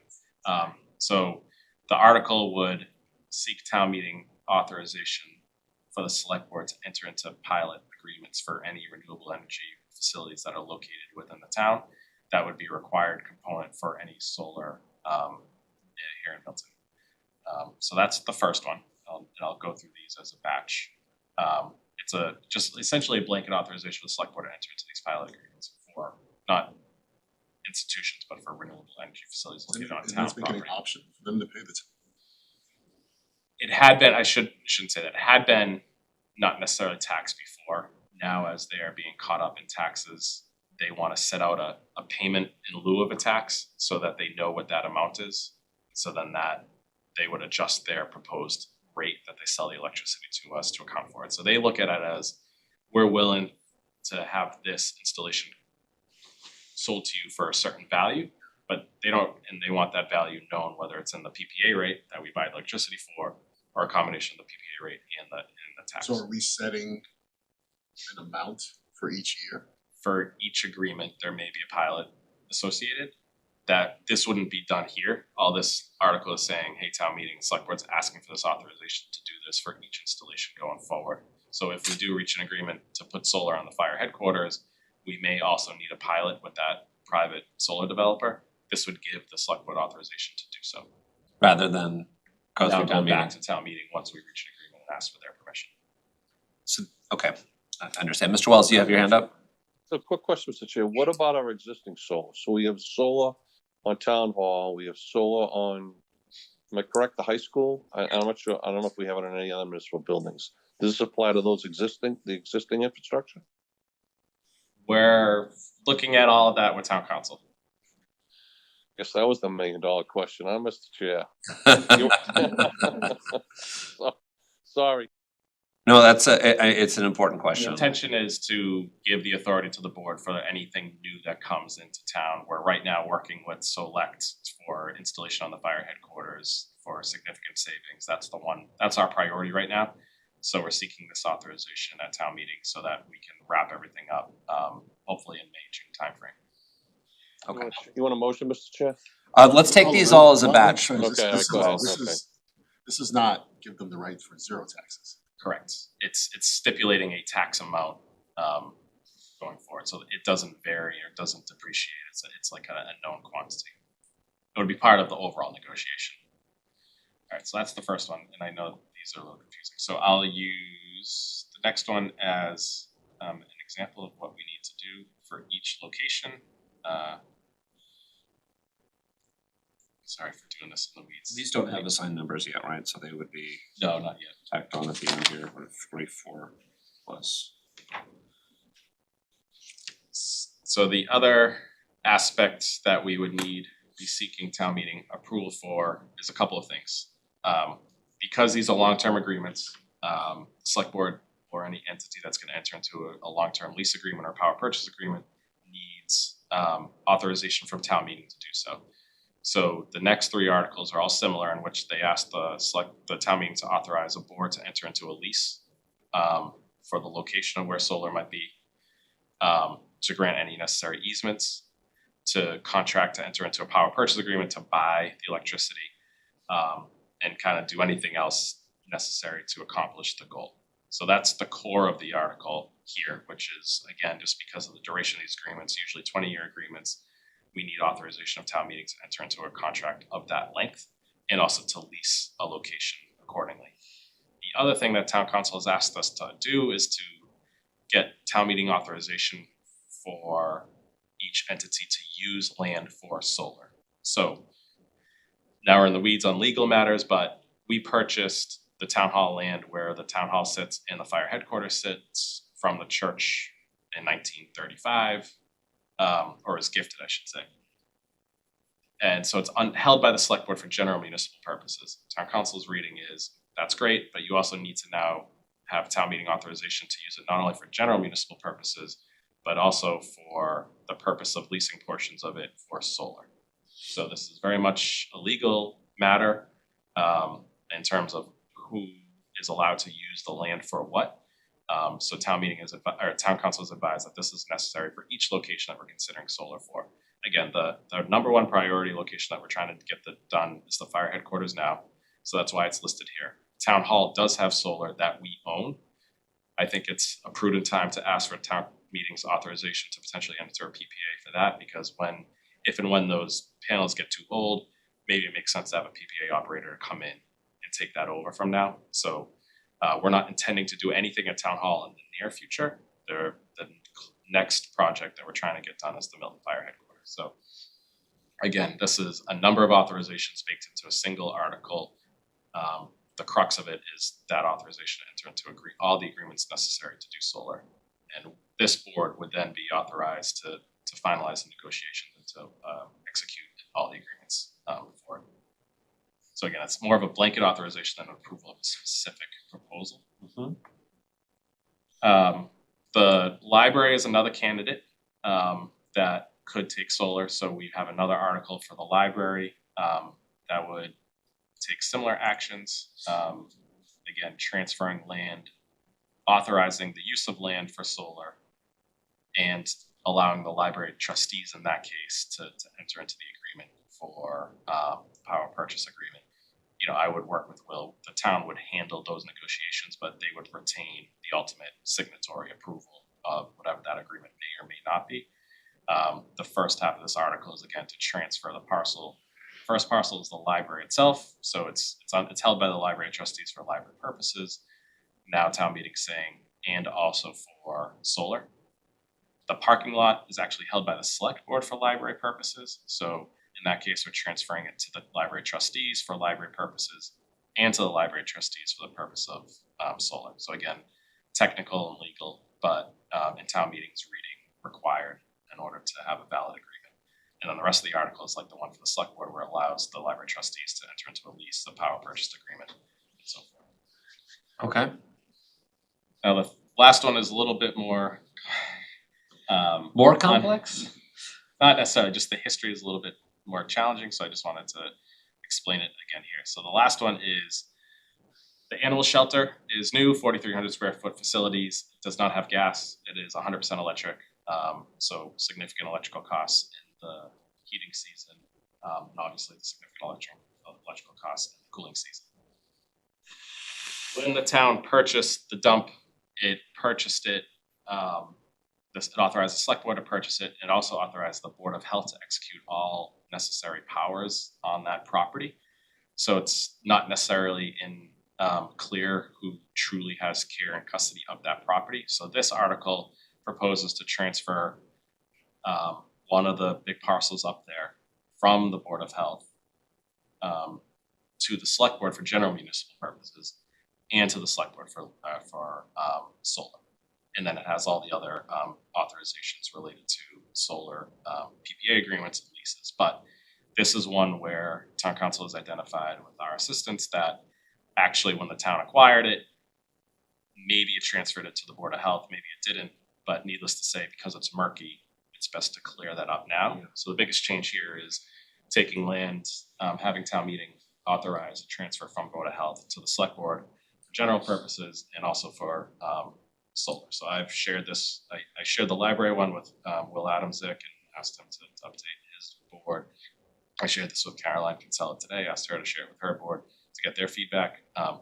Ultimately, our two priorities for solar would be the fire headquarters, the animal shelter being much smaller. It's not gonna be a typical project that a company like Select that does a lot of municipal solar will have interest in, so we'll have to go another pathway. But it requires a little bit more paperwork and a little bit more explanation. So Check with Quarry Hills. this is, oh, right. Well, they might, no, you're right. We will have to do that. Yeah, they don't like too much going on. No, they don't. They were good about the Sun in the shelter. eyes, They didn't say people. anything about that. Let's get the windmill. I know. Oh, I'm aware. So those are the 4 articles really. 3 of them are very similar.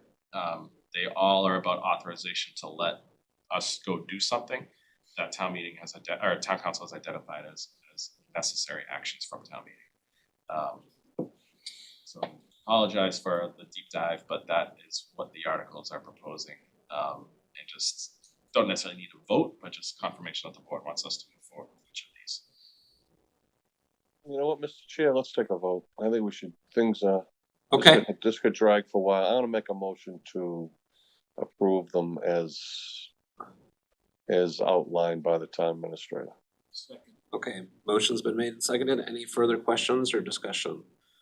Just one question, one comment, Mr. Yes, Mr. Wells. Mr. Chair, is take the animal, I don't know how the animal shelter went with the Board of Health, but I don't remember this at all, but I'm too tired to care right now tonight. But to parlay them together collectively and maybe you piggyback the smaller project on with a bigger project such as the fire headquarters, and that way you pique the interest of I see you smiling, Mr. Daly's agreement, no? You know what I mean? So parlay into one bigger project, and that way you create a likelihood to get one vendor to take them both on. Just a thought, you don't have to act on that now, just. No, I think that's good advice. So we have a My motion. operational hat thinking, so. A motion made and seconded. Any further discussion? We'll do a roll call vote here. Mr. Wells, Yes. Mr. Driscoll, Yes. Ms. Hegarty, Yes. Mr. Daly, Yes. and myself, yes. That closes it for me for the warrant articles. Sorry for, again, No, that's fine. the warrant committee chair for adding more work or adding more numbers of He's here articles. to hear it. Mr. Milano, do we have anything on the RFP for 525 Adams Street? The appraiser was at the location today, so he's working away on that. I did put the RFP in the packet. I think at this point, probably not worth going into conversation, although there is a few pieces of that the board needs to work through. Mr. Chair, I'll make a motion that we defer that to the next meeting. How's that? All right, Mr. Wells. Suggestion, doesn't have to be a motion. That's a good suggestion. I don't know that we need a motion, but yeah, It's Haggerty right now. I agree. Yep. And Mr. Milano, the MSBA feasibility study agreement. Yes, this does require action this evening, ahead of the MSBA Board of Directors meeting on February 25th. The MSBA has sent, I put in the packet, the feasibility study agreement that outlines the agreement that the town and MSBA would enter into. It stipulates what will be studied and won't be studied. We've talked about this a bit already. But the main key elements are that the town will be studying 3 options: an addition renovation of the Cunningham Collycott existing facility, a new elementary K-5 building with 495 students, and a new grade 7-8 middle school. That is what will be studied with the MSBA. Their reimbursement rate is 44.68%. So their maximum grant for the feasibility study would be $670,000. This will be voted on and taken up by the MSBA at their meeting on February 25th, at which point we would execute the agreement and commence procurement of an owner's project manager, and then the architect and the project will really start getting going from there. We sent the agreement to town council, but the MSBA is very much a take it or leave it if you don't like our legal terms. So while we did share with town council, they did say it is what it is if the town wants to move forward. So this is the standard feasibility study agreement, the key pieces being what is the parameters and scope of the work which I outlined. All right, any questions for Mr. Milano? I will take a motion on this if anyone wants to. I'll make a motion, Mr. Chair, to approve the feasibility study agreement with the MSBA, Massachusetts School Building Authority of the town of Milton. And authorize the chair to execute the And agreement. authorize the chair to execute the agreement, yeah. Thank you. Motion's made and seconded. Any further discussion? This will be a roll call vote. Mr. Wells? Yes. Mr. Driscoll? Yes. Ms. Hegarty? Yes. Mr. Daly? Yes. And myself, yes. Mr. Milano, we have item 13 is our housing production plan, A, proposal and cost sharing, B, committee charge and composition. Thank you, Mr. Chair. I sent the board a note about this earlier, or late last week, I should say. We have a planning director, Liz Manning, did a requested proposals for a housing production plan. We received a proposal from Karen Sonnerborg, who prepared the most recent housing production plan for Milton, for $22,000. The Affordable Housing Trust has reviewed that and agreed to support that work by funding up to 1/3 of the cost, so about $7,500. The planning board has likewise agreed to support that work and has also voted to fund 1/3 of the project at another $7,500. So seeking select board setting aside $7,500 out of its budget to commence the housing production plan, and also we didn't prepare a charge and composition, but the concept is that we would set up a committee to oversee this work with 1/3 of the membership coming from designees of the Affordable Housing Trust, 1/3 from the planning board, 1/3 from the select board. We can spell out a little bit particular if the select board's in agreement on overall concept and getting this work started. The town's housing production plan expired in January of 2025, so something we're looking to have. Mr. Chair, I'll make a motion to approve the $7,500 from the select board budget to fund the housing production plan. I'll add a bit of context after the second. This was, splitting the costs was brought up at the Affordable Housing Trust, with the concept being that with all three of our boards involved, the housing production plan will not just sit, that it will behoove all of us who are there to actually put what we find into place, so. Thank you. And I so the motion was made and seconded by Mr. Driscoll. I think it would be worthwhile at a future meeting to review a charge and composition of the committee. But I think in the meantime, we can certainly approve this. So motion's been made and seconded. It's a roll call vote. Mr. Wells, we'll start with you. Yes, yes. Mr. Driscoll? Yes. Ms. Hegarty? Yes. Mr. Daly? Yes. And myself, yes. We move to item 14, discussion approval, board and committee appointments, master plan committee. We have, Mr. Chair, yes, Sorry. Mr. Wells. would it be all right with the members if we appointed Miss Haggerty tonight, and then I'd like to look at I just saw this today. Could we come back and vote the two members that are later at the next meeting? Would that be all right? for Any the members? objections? No objections on this side. If you want to go ahead and nominate Ms. So I'll make a motion to appoint Miss Haggerty to the new master plan committee for a period of 10 years. It's a 1-year term. I just wanted to get a rise out of her. Trying to kill her. I was paying attention. Someone picked up on it. Yeah.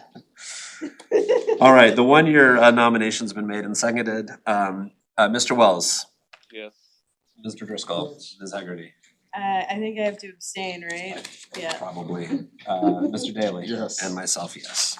To the other applicants, we will consider you at our next meeting, which is, I believe, the 23rd or 24th. We are looking for several more members. We need 7 Milton residents to serve on it for a 9-member committee. So if anybody else out there, please submit your information to us. So so just as a clarifying question, so this is the pool of applicants so far. Whoever doesn't get voted in from the select board then just passes to the town, to the moderator and the planning board. Okay, Is that what you were gonna ask? Yes. Yeah. great minds. Mr. Milano, any updates on the road diet? I checked in with MassDOT this week. They Accuse myself. Oh, We're sorry. not go- stay, we're not going anywhere. We're not going No anywhere. discussions tonight. Going in the other room. Oh, God. They are looking at removal of the delineators between Pleasant and Reed and Access Road, potentially to take place once construction season starts up for them and the weather's better. And then we are looking at dates to have a more broader conversation about long-term and post-pilot feedback, study, evaluation, and permanent or non-permanent. So likely the board's second meeting in May after town meeting is the date we're kind of circling for that. So we'll, once we firm that up, we'll finalize that. But those are the two updates I have. Thank you very much. Meeting minutes from January 13th, 2026. Ms. Hegarty, you can come back in now if you'd like. We went home. She just went to the drinking fountain. Was everybody at the January 13th meeting? Did we have everyone? I think so. Okay, so I'll take a motion on the meeting minutes for January 13th. I'll make that motion. Okay. Approval. Motion to approve has been made and seconded. This is a roll call vote. Mr. Wells? Yes. Mr. Driscoll? Yes. Ms. Hegarty? Yes. Mr. Daly? Yes. Myself, yes. So I'm just gonna call members' attentions to the agenda. We've added members' report here, so because I think the chair's report was kind of turning into a bit of a hodgepodge, so this is an opportunity for folks to just talk about anything that they have been working on that we haven't been able to get to at the meeting. I would suggest maybe tonight we don't go into too much detail. But we will start with the town administrator's report. Thank you, Mr. Chair. Just a couple of items tonight. We had a new employee join the treasurer collector's office, Casey Clark, a Milton resident who started a couple weeks ago as a new management level position in that office. So we're excited to have her join us and work closely with Joanne and the team at the treasurer collector's office. We met today with Katie Conlin, chair of the Airplane Noise Advisory Committee, Paula Hogan from the Massport CAC, our rep there, Kevin Chisholm Jr. from Rep Wells's office, Senator Driscoll, Rep Luca Reed, a couple of the members of their staff, just to talk about and refresh on airplane noise issues. Oh yeah, I'm sorry. Chair Sol as well. I don't need credit for everything, but Sorry. That's a person. So we talked about just trying to refocus efforts around airplane issues in Milton as it has fallen a bit off the radar. So we're planning to invite Katie and Paul in for our meeting on February 24th and work on some letters in the meantime to our congressional delegation, FAA, Massport, just to resurface the longstanding issues in terms of overflight issues in Milton's position on them, and trying to just get re-engagement with all of those groups to keep that issue on the forefront, as it's not an issue that's gone away. correct. We had a tabletop exercise on a cybersecurity incident last week, January 28th, or 2 weeks ago, I should say at this point. And obviously there was one at Milton Schools on Friday. So very timely event for town staff. So Rob Mallet pulled that together with an official from the state. It was free of charge for us. We're in this room talking about a real scenario that played out in another community, how Milton would react, what gaps we have, and now we're taking that next steps in terms of incident response plan. How we would maintain continuity of operations. As they reiterate over and over again, it's not a matter of if, it's a matter of when. So we didn't know how timely it may or may not be, but just know it's something we're aware of, we're working on. Kudos to Bob Pattison and his team over at School IT, and then to Rob Mallet and his team here for getting that work underway. And that's really it for me at this point. So thank you, Mr. Chair. Thank you, Mr. Milano. From the chair, condolences to the Patriots fans. I want to say kudos to the DPW for the amazing work that they continue to do. This has been a more inclement weather winter that we've had in the last couple of years. And I just do want to remind folks, if they didn't hear earlier, if you have a fire hydrant on your street or that's easily accessible from your house, and you or maybe a strapping teenager in your house has the ability to shovel it out, I would encourage you to do that. It makes everybody's lives easier and safer. And we will go to members' report. Anything that anyone has been working on that they'd like to discuss?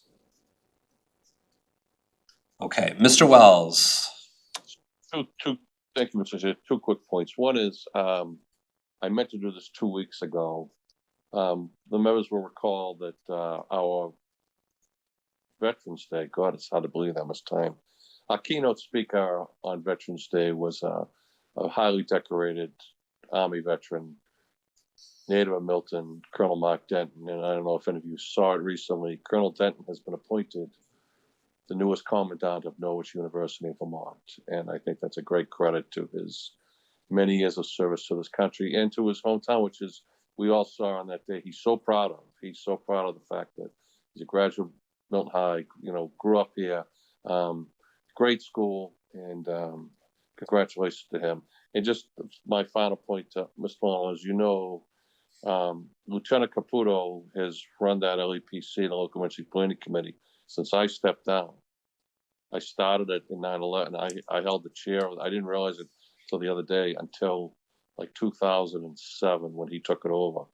I just quick suggestion to you was that Sergeant Ernst, that you do everything you can to get him the training that he needs, particularly in Unified Command. He comes from an operations background. This is a brand new field for him, and for these type of multidisciplinary type scenarios, I think whatever training you can get him in command is be really beneficial to him going forward. Thank you, Mr. Wells. Thank you, Mr. Chair. We had no public comment, so there's no need for a response there. Our future meetings are February 24th, 2026 and March 10th, 2026. Any future agenda items from the members? One from me, I spoke with Mr. Milano about this before, but I wanted to bring it to the board to put on a future agenda, us updating our budgeting and financial software. With the conversations we're having about forecasting, I think it's time for us to talk about how we do that and kind of bring our technology into 2026 to make things a little easier. Thank you. It might make sense to have the treasurer join us for that discussion. Oh, and I should Gladly hand it off to them. I should add, I met Ms. Clark today, and she seems excellent and was very happy to be there, so great, that's a great hire. Any other future agenda items? Okay, do we have executive session? I have a brief update under collective bargaining. All right. In 24, we can defer for sure. 24 The next one, the was meeting the meeting minutes. So I am going to make a motion to enter into executive session to discuss strategy with respect to collective bargaining, Milton Clerical Unit of the Southeastern Public Employees Association, Milton Professional Management Association, Milton Public Employee Association, Milton Firefighters Local 1116, Milton Police Association, Milton Superior Officers, Milton Library Association, based on my belief that discussion of this matter in open session may have a detrimental effect on the bargaining position of the select board. The select board will not return to open session. Can I have a second on that? Second. Mr. Daly got the second in there. This is a roll call vote. Mr. Wells. Yes. Mr. Driscoll. Yes. Ms. Hegarty. Yes. Mr. Daly. Yes. And myself, yes. So I'm gonna adjourn our meeting of the select board. We do have, thanks again, Jay. Given the hour, I'm gonna push our governor. I don't think we have any urgent things on the Governor Stoughton Trust, so I'm gonna push that to our next meeting. So that will conclude our meeting this evening. Thank you everyone for joining us. Thanks to the members. Thank you, Mr. Milano. Thanks to MATV.